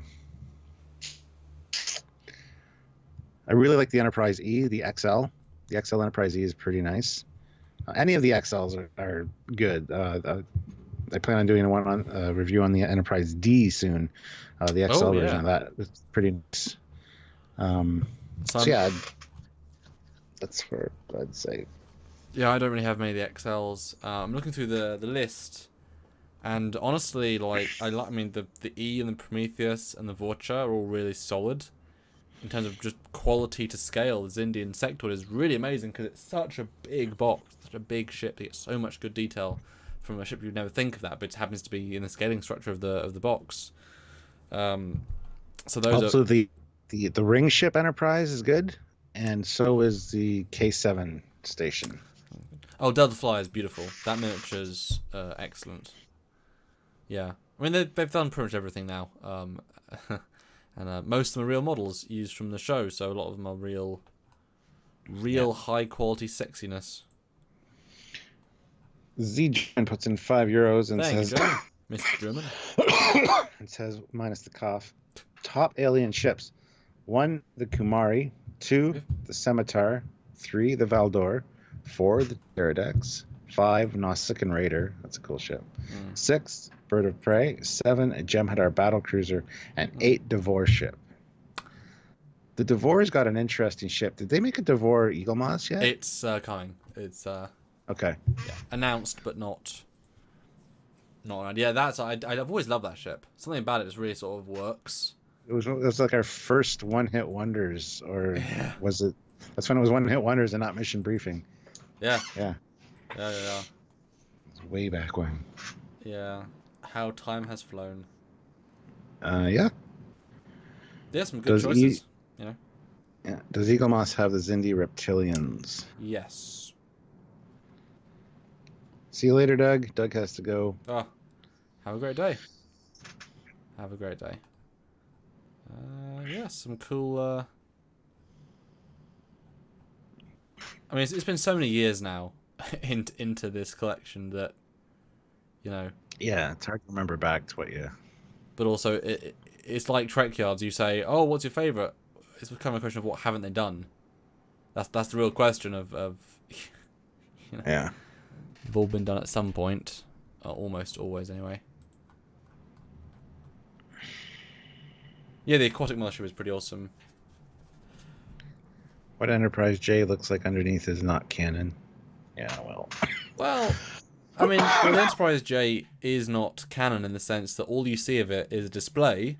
Well, technically speaking, all you see is the underside of the saucer. Only the underside of the saucer is canon in terms of what the look is. The shape is canon based on the monitor, but the colour of the facade isn't canon. You know what I mean? So Doug's model was licensed. It was what they built at the time to help make that graphic, and he built the bottom, and that's the model Eaglemoss used, and that's the model we all see. So I would count it, 99.9% as canon as you want to make the J. You know. Hi, hello, Scottish Trekkie. I've seen each one of them. I just haven't had a chance to acknowledge it. But hello, welcome. Not ignoring you. It's just the chat sometimes just gets out of hand, and we're talking about other things, or Samuel's talking, and I don't want to interrupt him. And sorry. Yes. The whole thing. If you would have super chatted it, we would have said it and made a big deal about it. But yes. What's your favorite Discovery Eaglemoss ship so far? Favorite Discovery Eaglemoss ship. That's easy for me. Besides the Enterprise. Oh, I haven't got that one yet. Oh, I want that one still. It's nice. I want it. Besides that one, I'm gonna have to say the Clark. Oh, see, I've yet to open that one. It's downstairs, but I haven't. Yeah, I'm excited. You'll like it. I think for me, Shinjo, it's a really nice miniature, and it's such a small, compact. It is. I mean, that's one that got all the attention in the world in terms of build quality, and that was their first one, so they were really trying to impress it. So the Enterprise D itself is a really impressive miniature, because that's the first one of the collection. And it kind of has a few downhill ones. It's amazing how some are really downhill. Like, as we all know, the Excelsior is pretty appalling. So is the XL refit, which is disappointing to say the least. What? They just released some images from Point of Light, the next episode Discovery. Yeah. There's an amazing picture of a Klingon with an afro. Really? Yeah. The Klingons had afros in the Star Trek the Animated Series. Oh, he looks... Some of the women had afros. He's that dude from the first season. It looks like that's that most orc, like, not at all Klingon. He's got this little black afro like Mr. T. It's amazing. So you mean like a mohawk? Yeah. So not an afro. Well, whatever. The single straights thing. Let me send it to you. There you go. I wonder if I can. I don't know if I can just download the image. Just as a little aside, because that's absurd. I mean, why do you think that's a good idea? That's hilarious. Let me just. I did save it. Let me Because it's hair, man. Hair. So there you go. Here's the newly. I love it. He's a badass. That's cool. He doesn't look like a Klingon though. He's too like scarred up. He looks like a reptilian. Yeah, that's the worst of the season 1 lot. But he's one of the if it's the same guy, one of the top Chancellor people. Looks so bad. Looks so bad. It's like the most. Let's retcon it back in, but put. We know it's stupid. Effort. Oh, I love it so much. That's awful. Well, I'm looking forward to seeing this next episode. Klingon's back with hair, and if that's going to be addressed at all. Dan23, is Eaglemoss also the official Star Trek ships collection? Anyway. So Eaglemoss is the company.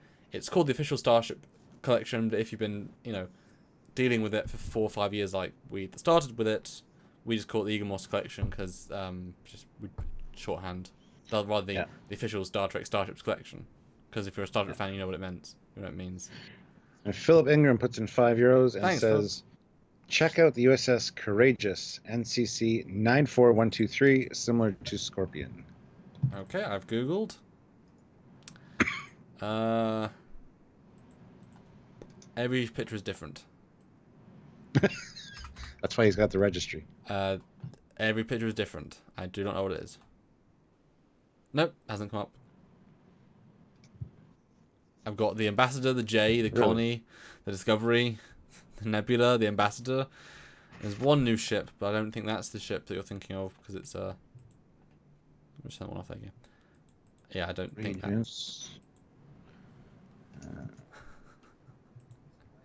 I don't know, I'm sorry. Bryant Fuller. Now this is a fun one. What's the origins of that mysterious space station dock that repaired the Enterprise in Enterprise was ever discovered? So, funny thing about that is that in the storyline of the show, no. But there's always little hidden things. When I was originally given the file of that space station, because we have, bits and bobs, it was called a Tellarite space station. So, it makes no sense to me, but maybe that was the original in the script. That was, happens to be a automated station that went haywire. It happens to be a, But there you go. That's internal. That's the little bit of special Trekyards special sauce I can tell you. That's a very cool station, by the way. I really enjoyed that episode. Seeing the ship with the scan and that's one of the best repairs it was doing. It was really, I would agree. I wanted it to come back too, and I probably would have, maybe in a later season, because at the end, how it's like bending and fixing itself. Yeah. Very reminiscent of Christine that way, the movie Christine. After at the end where she gets squished, there's two little things, and the radio turns on. Nice. Z German puts in €5. Hey. Random fact. Ooh. Did you guys know or notice that the Xindi reptilian uniforms are recycled Riemann uniforms? And he wants animation number 13. Yeah, did know that. Yeah. Although I got to admit, the Xindi reptilian uniforms are pretty cool with all the extra piping they put on it. I'd hate to wear one, but I bet they do too, to be honest. they look really cool. I mean, all the Xindi were designed so well. That was a really good art design, really good art design season.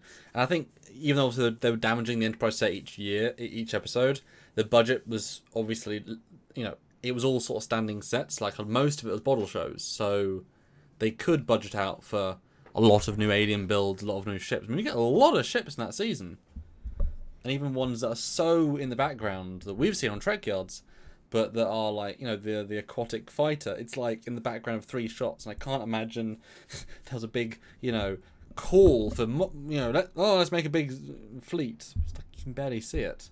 but it's there and it's awesome, you know. So they put a lot of time and effort into that season. How far back is Shangri-La? It's moved to my archive drive for that, because that's... Yeah, so this is the one that Philip sent me. That's the Courageous he's talking about. Yeah, that's the only fan one I got of that set. Well, I got that one was the first one that came up, and then like 6 down the row on Google was an orthos of it. Oh yeah, for me, I literally didn't. That's weird. I put in Courageous Class Star Trek, NCC, and then the number. I just copy paste what he did. Courageous, and then the registry I didn't put at Star Trek, but I got Alexander Kolchak puts in $5. Thank you. Do you think the Prometheus multi-vector assault mode ever took off classes, or was just a one-off? I could see them incorporating it, well, at least saucer separation with more capabilities in a lot of these standard ships, because it'd be easy to upgrade ships that already had that capability. But I think that was a step towards a new design philosophy. It'd be cool, actually, to see more ships that had the multi-vector assault mode built in. It's hard to design, though. Because didn't we try designing one at one point where we had discussions back and forth about it? About the... Don't remember. Anyway. Yes, that would be cool. I mean, I think it's a weird proposition. I mean, I think it makes sense if you have a fleet of ships that can do that. It doesn't quite work as a one-off, I don't think. Because then you are splitting to 3 weaker ships. Whereas if you had the one ship that had uber souped up shields, you know, that was its defensive purpose. But if you split it, they're all capable, but you actually unlock those, like, if each version of the ship has 8 or like 4 torpedo launchers, and you only have access to 4 standard, but then you have access to 12 non-standard, then as a quick fire round of attack, then separating means just raw firepower is going to be massive. But obviously you weaken the defense value. So therefore, if you had like 3 Prometheuses, split them into 9, and each had a massive weapon loadout, you could just bombard any ship to a huge standard. So it's kind of it works as a fleet ship and as a tactical thing, but it does weaken them. So single vessel isn't as useful as it could be, especially one-on-one, yes, because obviously you've got then 3 to attack multi vectors. That's the name of the ship. Although we know from like Nemesis and such, and obviously playing Bridge Commander and stuff, that you're hitting certain shield vectors, but other ones are still fine. So if they're moving round, they're just damaging the general shields, whereas really you want multiple shield impacts in the same place, which is what Prometheus did for the Nebula class, and then you can do a lot of firepower. But I can imagine maybe a few, but it's such a specific thing. It's like the Defiant. Yeah. It's such a specific purpose that I can't see that being done like into many other variants. Like, you can't really go smaller, and anything bigger you get into like normal sized ship. So it's like a a couple. Great answer, man. Thanks. What can I say? I like the Prometheus. Yeah. Yeah, you're right. They're talking about the one ship looking like the White Star from Babylon 5. The Courageous. Oh, yeah. Especially from the front and back, it does, yeah. Yeah, I've seen the Courageous for a long time. It's cool. It's very not Trek. It's very Andromeda. But that's not a bad thing. I mean, you've obviously got an aesthetic and you've gone with it. It's only cool, but I mean, we've still seen that sort of shape before, so it's cool. It's like the Battlestar Galactica Trek ship. It's like, doesn't... it doesn't actually work very well, but it's really cool to see. Does that make sense? Yeah. Yeah.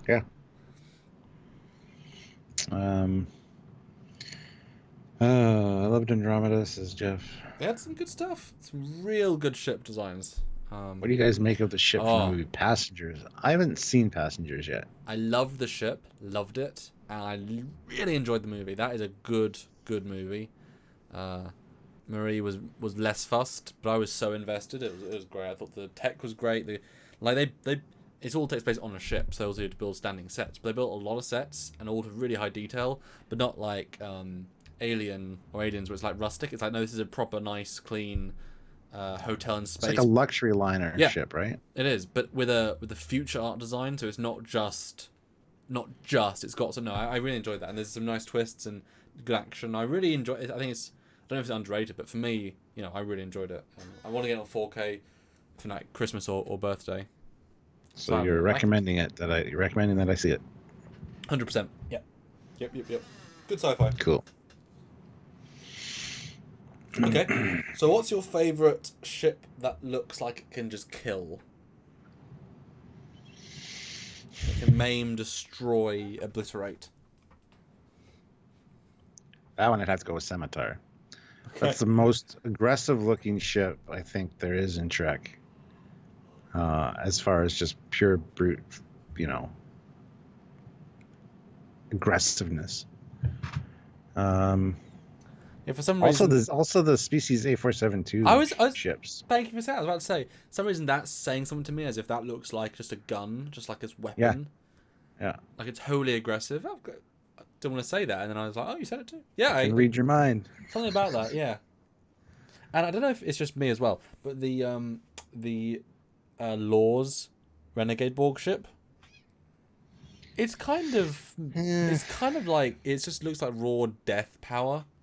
The cube is so abstract, but that, like, I wish I'd fleshed it out more. Like, one pod is just torpedoes. Like, holy shit, I don't know, Well, yeah. Something about it. And in the show, it's just absolutely ginormous.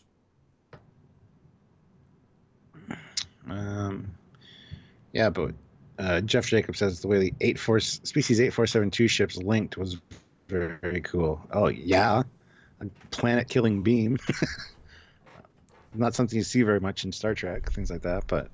And I love that as well, because it's a good use of super weapon in that it takes multiple smaller ships, so you need to have a fleet of like 12, and 12 is a lot. It's not like just 2 or 3. It's you need a fleet to work with the central ship, so it's a good. It's not unbeatable, It's not a god, although each individual ship is pretty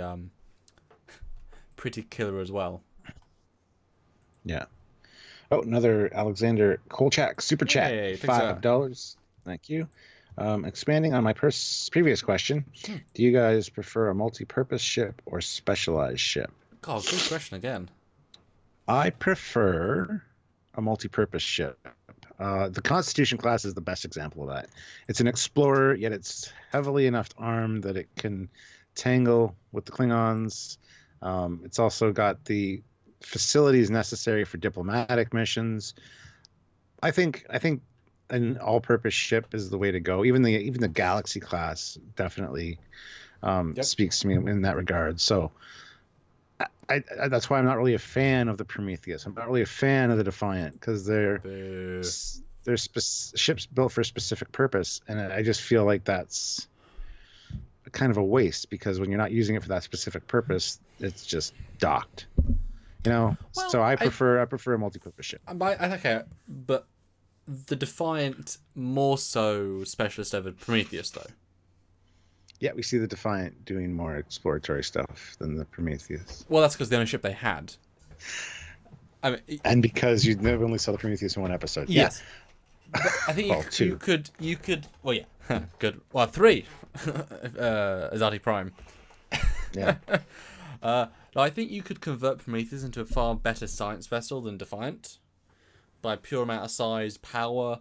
In fact, it's got all of the absolute top in terms of weapons, shield, warp. I mean, all you need to do is replace some rooms with science labs, and you've got a tank of a science lab. So I think you could easily, like the Intrepid class was the Bonaventure, the Bellerophon was a diplomatic ship in a sense. Well, Prometheus is far more capable of being defendable. So if you put some really nice staterooms in it, some really nice, luxury quarters, it's got space, it's got whatever, but it becomes an ultra fast, ultra capable defending itself thing. So just because it's a really nice, not too big, not too small size. I mean, multi-vector would be either disabled functional, would be, can you imagine, though, if you're being attacked by a force and the diplomat needs to get away, split into 3 and all warp away in different directions, Yeah. What a great way of saving the diplomats. I think the nice mix of those two style of ships would be the Nebula class. Something that has a removable pod up top. So, I mean, the saucer is basically like the Galaxy class, which is multi-purpose for sure. Yeah. But the top can be mission specific. It could be labs. It True. could be weapons. It could be so many different things. It's true. So it's a nice mix of the two.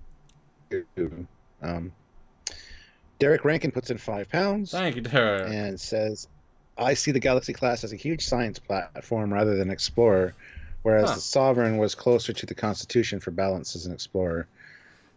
I disagree there. I think the Sovereign is more of a battleship vibe to it. But don't you need that for exploration, though? Like the Connie, you'd need to be capable weapon-wise and efficiency-wise and tactical-wise to be safe enough to go out, whereas the Galaxy was always more, we're not at war, we don't need to focus on that as much, we can have more space. I mean, even if you cut the saucer down by 20% this way, it'd be more manoeuvrable enough to survive battles, but they used it for space. So I can kind of see where he's going from there, Mr. Derek. I think that's quite interesting. Yeah, I'm gonna have to disagree though. I feel that the Sovereign's got more of a military mentality behind it than the Constitution class for sure. But if you imagine if we'd somehow awesomely had, like, you know, rather than the First Contact movies, we'd had Star Trek Sovereign, the adventures of the Sovereign class of the USS Sovereign. Mm-hmm. I'm sure after a couple of episodes we would have seen, the science bays and the shuttle bays and the testing bays. Probably, yeah. We never get a sense they're there because what do we see in the three movies? The armory, the big pit of death. Yep. Yeah, forgot about that. Yeah. The same corridor, again and again, holodecks. I mean, we see very, very limited things. And a shittily, wonderfully redressed stellar cartography, which is just the Enterprise NX-01 one of their rooms. They're just with different walls, and it's awful. That's such a I mean, I love the room. It's just such a cheap kit bash. Whereas obviously the expensive ass Generations room, but like, that's so inefficient for a starship. It's like a big ball. I watched a featurette like a couple of months ago of building that and the detail level, and that was like, we don't know what we can do. We couldn't do this on TV budget.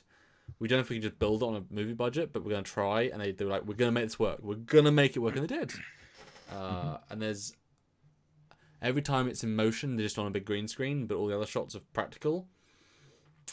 And so you can exactly see the cuts, and they do lots of coverage, and they had to make it way more 360 than they were expecting, because as soon as they move the camera in test, it'd be out. So they had to build more than they needed, which was really expensive. Yeah. Good featurette. Detract says, "Where's the crustacean lab?" Well, it's not crustaceans. It's the cetacean lab. And it might be there. I don't know. I was definitely on the D, but I always get the sense that the E is so much smaller than the D. It's longer, but internal capacity is definitely down on that. Oh, yeah, like half. Yeah. Not actually half, but a lot less. Yeah. And it's got, although, yeah, it's tricky, isn't it? Because I've got two models in scale in the other room. If you want to. Oh no, it's only like 12 meters, 20 meters bigger. I mean, yeah, you can grab them, but certainly not much. I haven't seen the Enterprise E Messel. What do you guys think of the Enterprise F? Interesting. Got some cool things, got some weird things. I would change a few things, but I think it's with all designs. But it's certainly a potential step. Richard Woodrow was the Nebula class before the Galaxy. I think it would be at the same time using similar components. They'd have the ability to make a separate profile, and I firmly maintain the Nebula is designed or partially designed to pick up stranded Enterprise classic saucers. I mean, the fact is, 99% of the time they're not going to crash on a planet, are they? So if Signia Excalibur explodes and they're just in deep space, well, yes, you can warp another ship in like an Oberth to pick them up. What a waste of a ship. You know, there's no reason to assume that part is too damaged. And so I like the idea of, it was to be, a recovery platform. Yeah. All right. So these are both 2500 scale. I think your estimation of half the volume is about right. Because look at the secondary hull on the Galaxy. Ooh, yeah. You overlay them. Ooh, wow. Literally half the hull. These are both the exact same scale, guys. I mean, Wow. it's pretty.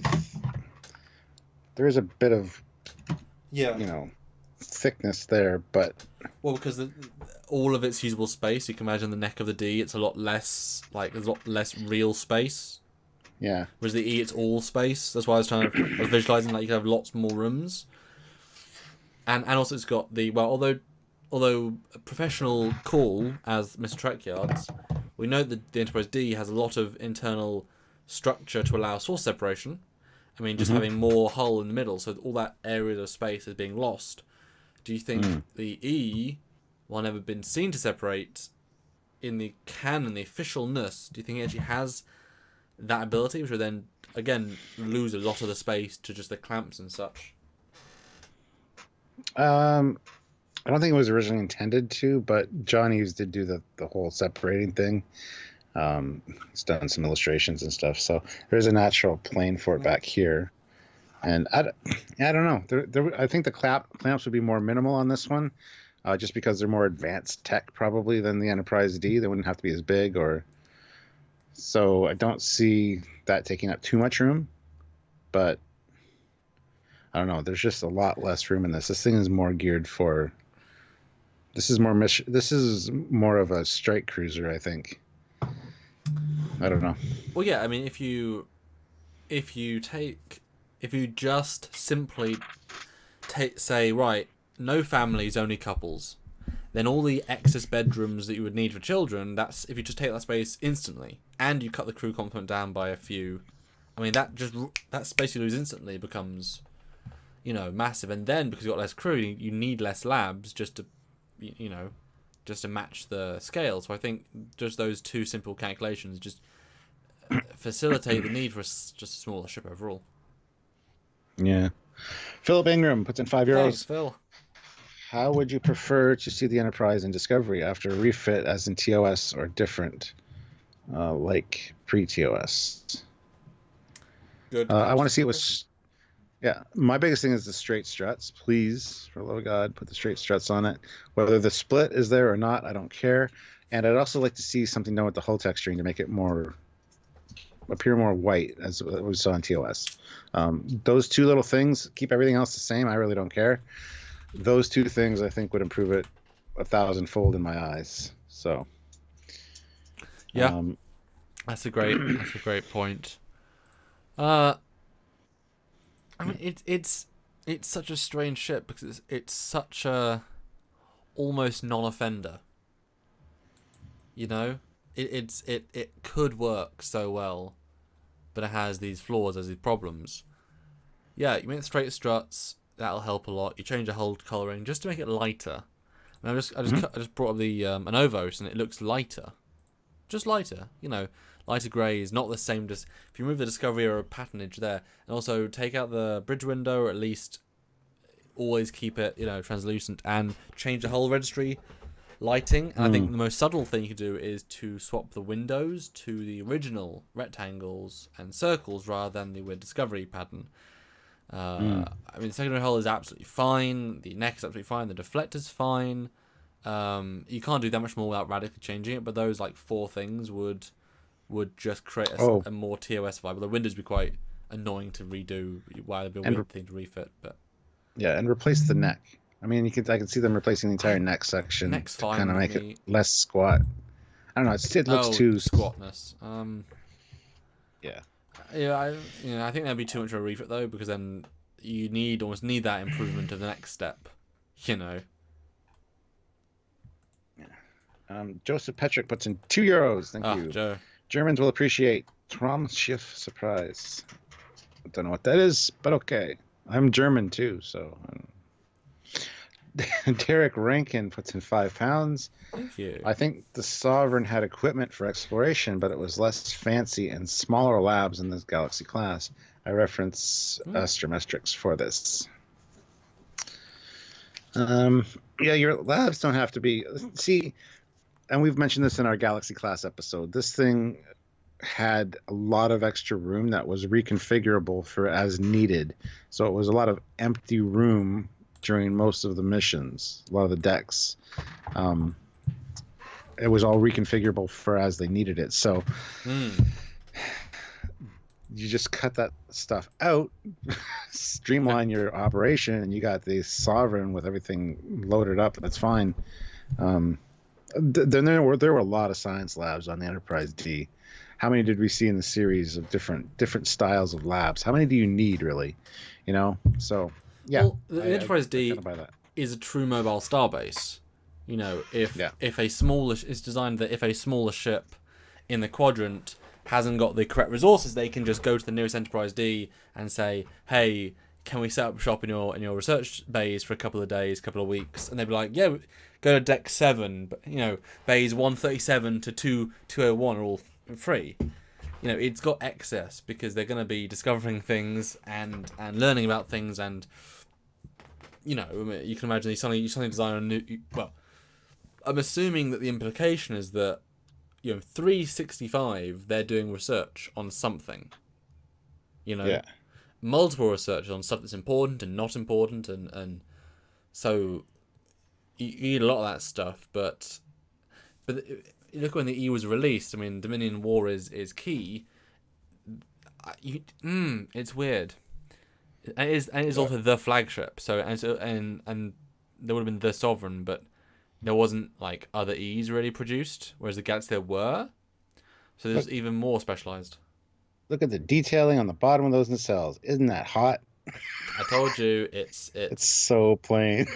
Yeah, it's weird. But what would you put there? I don't know.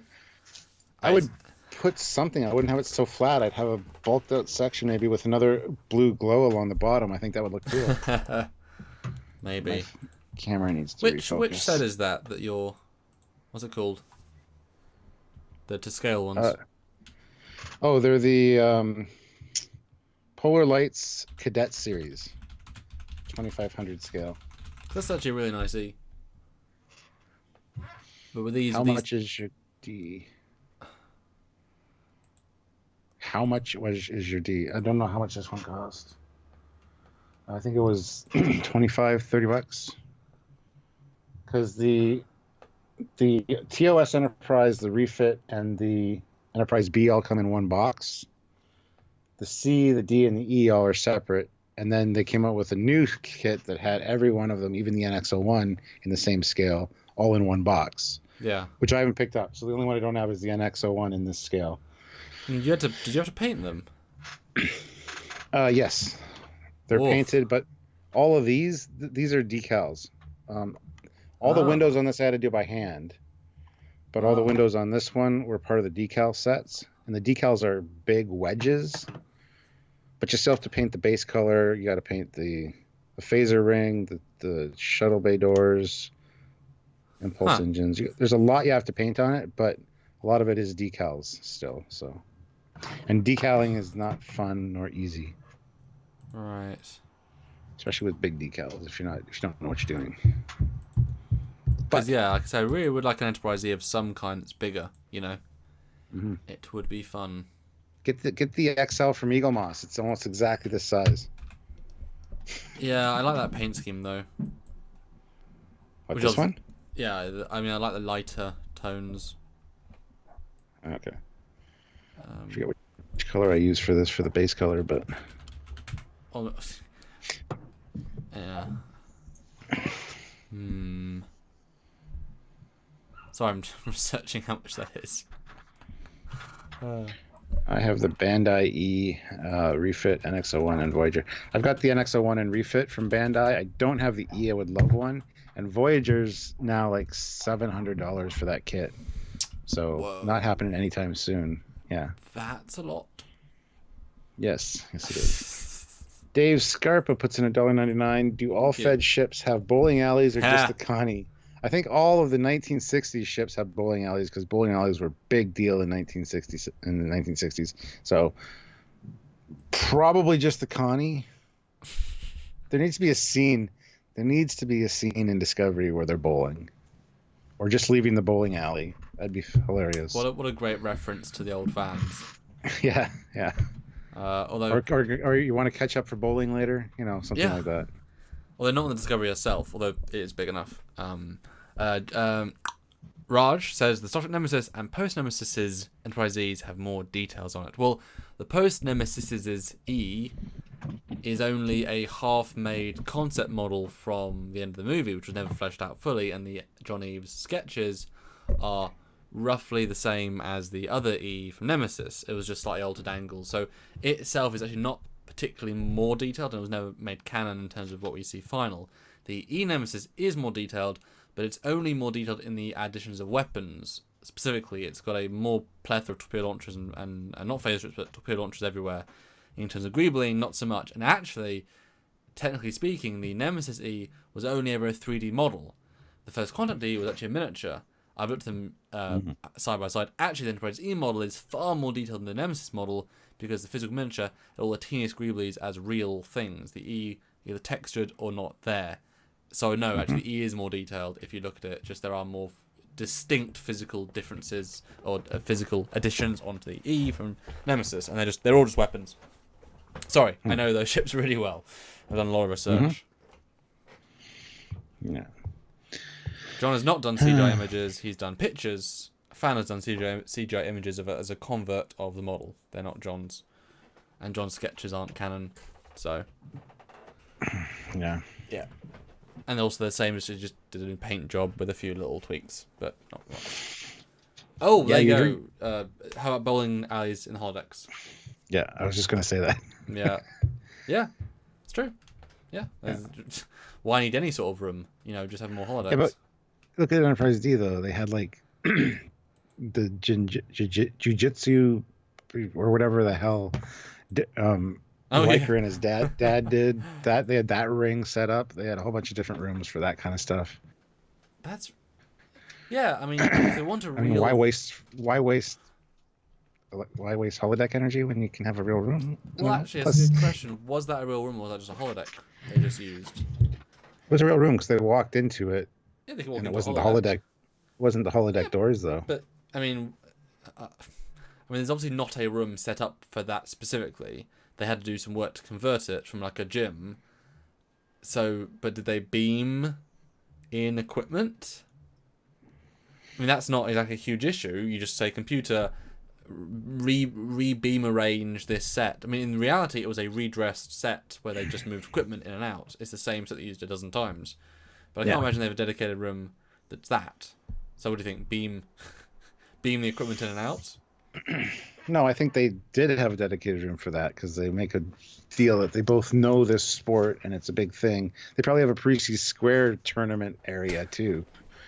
I don't know. Like, there's enough rooms in that thing. Like we said, a lot of it's empty. Oh, I suppose. According to our research. So. But that does compound it was a ship of excess that the E has none of. Well, it was. Yeah. You got families to think of. You got like. This is true. No, you're right. I mean, if you've got how many holodecks? They have like 15 holodecks. Something like that. It's some not, smaller ones and some larger ones. Like it's not a million. It's a really quite distinctly small number if you break it down. So yeah, you can't have. I mean, obviously you could share programs, but yeah, if you've got kids, just the fact that kids have to go learning.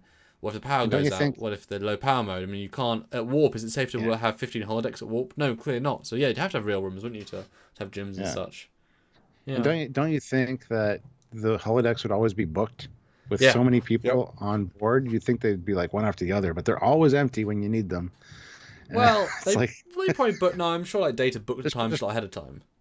Well, there's probably command ones for emergencies or for Data's whatever play.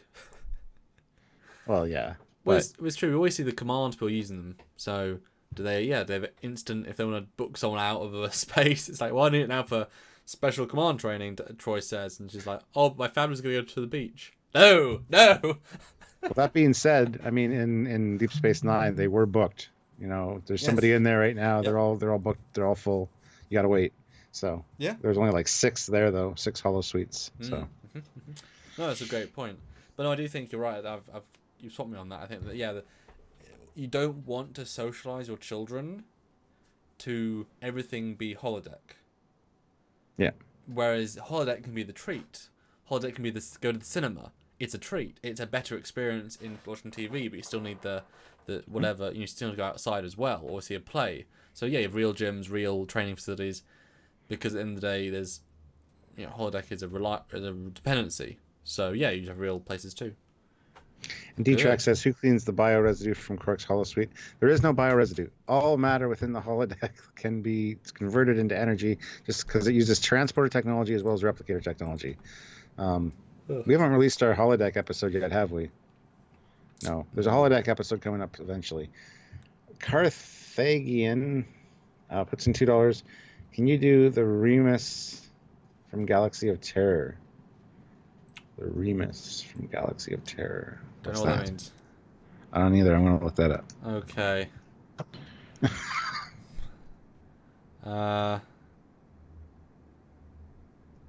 Raj is talking to me about the Nemesis or the E. Yep, I know all about the E. What else did you say? I can't find anything on. Yes, move themselves up and forward on the CGI model for the Enterprise Nemesis. For the Nemesis one, but I do not accept the nacelles move forward only higher. Well, subtle changes, you know. Yeah. He just liked making it sleeker and more in profile, and obviously they were not rushed per se, but knowing it was a miniature changes slightly how you build versus, you know. But yeah, the Nemesis one is great. I mean, it's a really nice 3D model. So I can't find anything under Remus Galaxy of Terror on Google, and so ISFJ1009 puts in $5. Thank you. As a side note, on the Orville, I thought it was realistic when holodecks were occasionally interrupted by other crewmates. LOL. Yeah. I mean, I'd have a lock on it. Yeah. The most especially if I was thing. command. Yeah, especially if I was command grade, have command overrides on there. Yes, I would strongly. But then we've seen like Worf can just open the crew quarters easily. Well, he's security though. He's got access to everything. Oh yeah, sure. Yeah. I love the Orville holodecks. It's just a holodeck.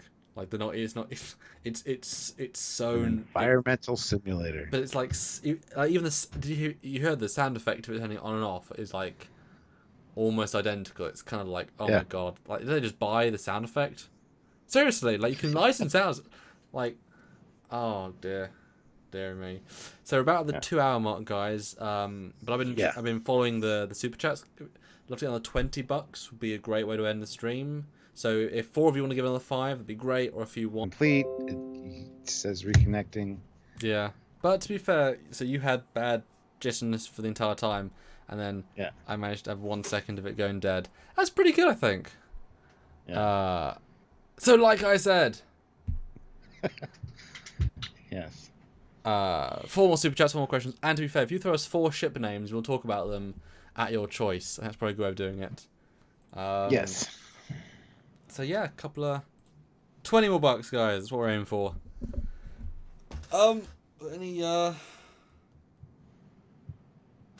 Any ships that you're surprised that you liked, except the sea, that you're surprised that years have gone by and now you like? The Excelsior. Okay. Like I said, it's really starting to grow on me, and it all comes down to being able to hold the thing in my hands and see it. I've never actually gone out and got Excelsior models of any kind. Have one to look at, and I did a video on it talking about how much I appreciate it now. So there you go. Sergeant Roadkill puts in £2. USS Budapest, Norway class. Norway class looks like, but yeah, the Norway's a weird one. I just love the story that the VFX people behind Voyager hated the Norway so much that they refused, or the head guy refused the model, and that's why the 3D model for First Contact was lost, because they didn't save it. And so I'm looking at a picture of the original model, and it's like it's in a simple shape with really quite good textures for the time. And then obviously they'd have a custom version made for Eagle Moss years later because there was no model. It's a very odd ship. I can sort of see a function behind the madness. Yeah, we need to do an episode on it, but I know we do. I need the model. Philip Ingram puts in €5. USS. And I think the Sydney class, as that ship is a fantastic design. It's one of my favorite Eagle Moss models. Even it's one of the ones I have out of the box up in my ready room because it's just it's the movie era. It's got that nice look, the refit look, but it's a unique design. I really like it. Yeah, it's a real nice sort of weird kit bash, non-kit bash, kit bash. I think it's actually pretty good. And I wish we'd seen it more, honestly. Yeah. Jamal Taylor puts in $2. The Enterprise Intrepid. Brilliant. Yeah, I like it actually. It's got a lot of charm actually. Yeah.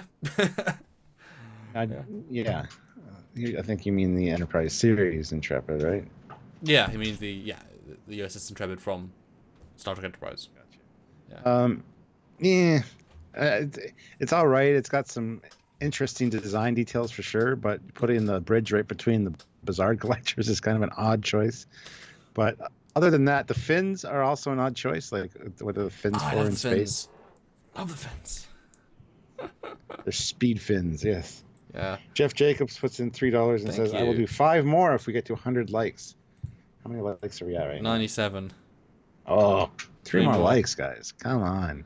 And that's about $10, so 10 more. 5 down, 3 to go. Come on, guys. Oh, he got 5 since he said that. Good job, Jeff. Oh, 2 more needed. Awesome. And I just want to, I guess, briefly address that some people online are saying, is Discovery cancelled? It's not. I mean, we're not going to do... I guess we could have done that as a very... I mean, so many of you would come on and watch if we had that as a... But we don't think there's any proof to say that, and we don't like doing... You know, we occasionally have, like very occasionally have a more clickbaity style thing, but that's just more to bring as part of the conversation. But we don't go on sort of fake, so if we hear something, we'll talk about it. Yeah, only if you know for sure when we talk about something. Or if the evidence of the multiple rumors are so like strong, or we personally will stake our reputation on it. Which, when we got the Shinjo scale and no one believed us. Yeah. And it was huge, and no one believed us, but it was. I mean, the hardcore fans did. Yeah, the evidence is based on is just stupid because anyway. We got to 100 likes. We're at 107 likes now. Yes. Ooh. That's so guys. Jeff Jacobs puts in that $5 and says nice. So there you go. And nice for you, sir, too. Thank you. So about $5 more, and we can have a go to sleep. Although, Stuart, do you have an hour to watch Temporarily tonight? Because it's rendered. If you want to. I will at some point tonight. Yes, just not right this second. Oh no, I didn't assume. But would you be too? Would you be too tired, or is that a better thing for tomorrow? No, that's something I can definitely do tonight. Okay, cool. I will upload it after this, and That's damn right you will, son. I'm excited to see what you think. It's got a new intro, new outro, all new music. All the space for effects have either been re-rendered partially or all recomposited. The sound effects are different. There's lots of little touches. So I don't know. I'll watch it on the big screen. Yeah, let me know. Oh, you can hear some stills like of how it looked on the big screen. Yeah. Put on my 3D glasses and convert it to 3D too. Oh, dead. Let me know what you think. Kind of cool to see my VFX in 3D on a big screen. Yeah. That'd be cool. You just caught up with yourself with the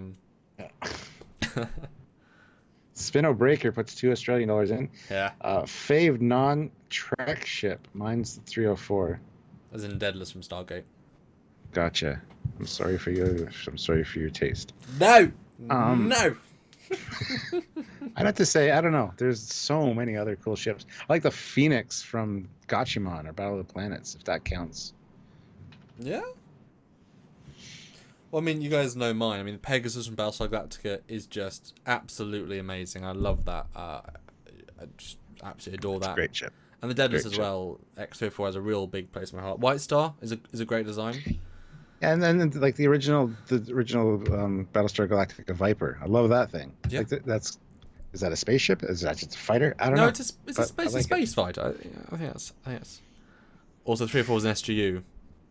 Yes, it was. Anything else? Anything from I think it's went random sci-fi. Anything from the White Star. I like the White Star. Anything like really random?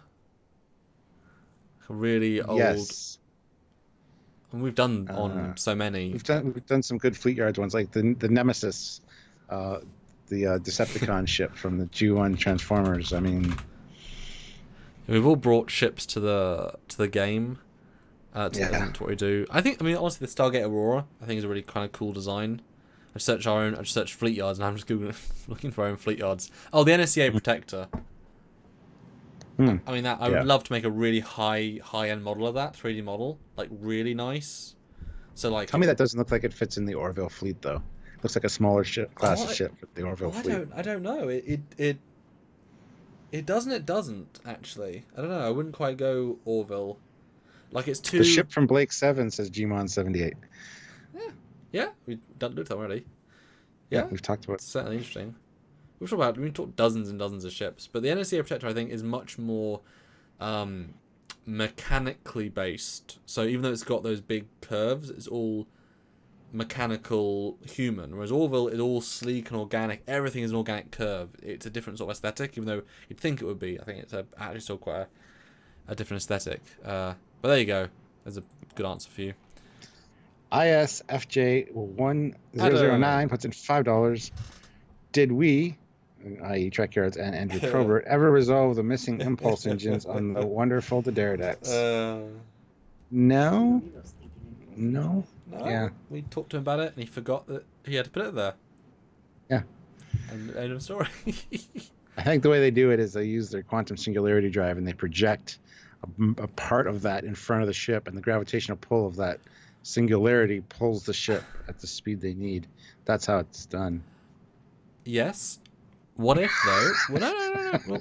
Well, and you've given me a good idea there. What if, because it's not powered by a warp drive or warp engine, the power is so abundant that the warp coil assemblies are so efficient that they've also got impulse units inside of the warp nacelles, because you just don't need the same sort of structure, and therefore, like, just the end of the nacelles are thrust. I totally buy that. That would make perfect sense for this design. Especially if you've got unlimited power, you just make them fusion powered with no fuel need, and you just burn. Yeah, unlimited power. Exactly. And currently our last super chat is Spino Breaker. So if anyone wants to be our last super chat to beat him to it as we answer this question, it's up to you. And he puts in $2 Australian and says, or your favorite ship Fleet Yards introduced you to. Good question. Let me go back into the playlist. Because I've shown you a lot more, I think, than you've shown me. Overall. Yeah, and a few of them I was like, wow, that's nice. Yeah. I think you should Google Fleet Yards, or go on YouTube and Google Fleet Yards. I'm doing that right now. Oh, come on, the Firefly. I mean, that's just such a goddamn nice ship. Let's see. We're not supposed to Google it ourselves here, basically. And it's live on camera for you, Googling ourselves. You've introduced me to. Oh my goodness. This is thrilling. Truly thrilling. That's another one of my favorite ships from sci-fi is the shuttle from Star Wars, the shuttle Tidarium. As a classic, it's real classic. I mean, you haven't introduced me to that many. A lot of them are like we've both decided upon.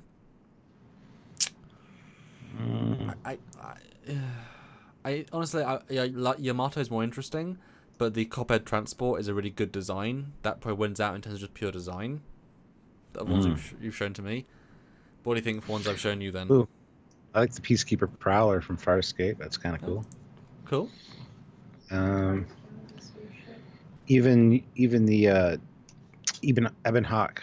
I mean, I've seen it before, but I didn't really get a great look at it until our episode. So nice. Yeah, it's got a real charm, hasn't it? Yeah. And thanks to Barry Chapman for that model. All right, so first of all, it was 31 minutes. Second is 27. I gave you a 52 minutes learning curve about that ship. That's how much I liked it. That's funny. Yeah. That's funny. Bird of Prey 5 puts in $2. Oh. Sorry. I'm not sure if I can say something. Yeah. Wow, still streaming. Yes. Best ship, Klingon Bird of Prey. It's top Bird 10. of Prey number 5. I mean, Bird of Prey should always be in a top 10 of favourite Trek ships, I think. Yeah, absolutely. Like everyone's top 10. There's like almost nothing wrong with that design. Obviously, the when you start scaling it, problems exist, or lack of sense exists, but as a Burrell standard, amazing. Mm-hmm. So see the last super chat. Does he get that award? Nope. Oh my Nope. goodness. Alchemy 5150 puts in Oh, $5. Thank you. Favorite Trek ship was the Refit Enterprise, though I would never impressed by its defensive systems. They always seemed weaker than the TOS ship. I disagree there because you got the visible phaser banks, phaser turrets on the TOS Enterprise are kind of weird where they came out. Plus the I disagree there. Yeah, I think the TOS Enterprise. I mean, you understand it has like 2 weapon points.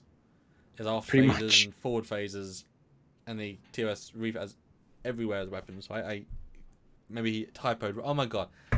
Hey, I thought he had the last chat. No, Z German is taking the last. Which is brilliant, German's guys. Please scooped keep doing it. But what's his one then? €2, and that's SA-43 Hammerhead from Space Above and Beyond. Yes. Now, I will just give a little fun disclaimer. I was able to get fan versions of some Space Above and Beyond ships, which I would like to cover at some point. Unfortunately, not this ship, which is the one they're most known for. Boo. Because this is actually quite a cool fighter. But I've got most of the villain ones, which I'm quite excited to look at some point. I mean, they're boring, but they're like those who like that.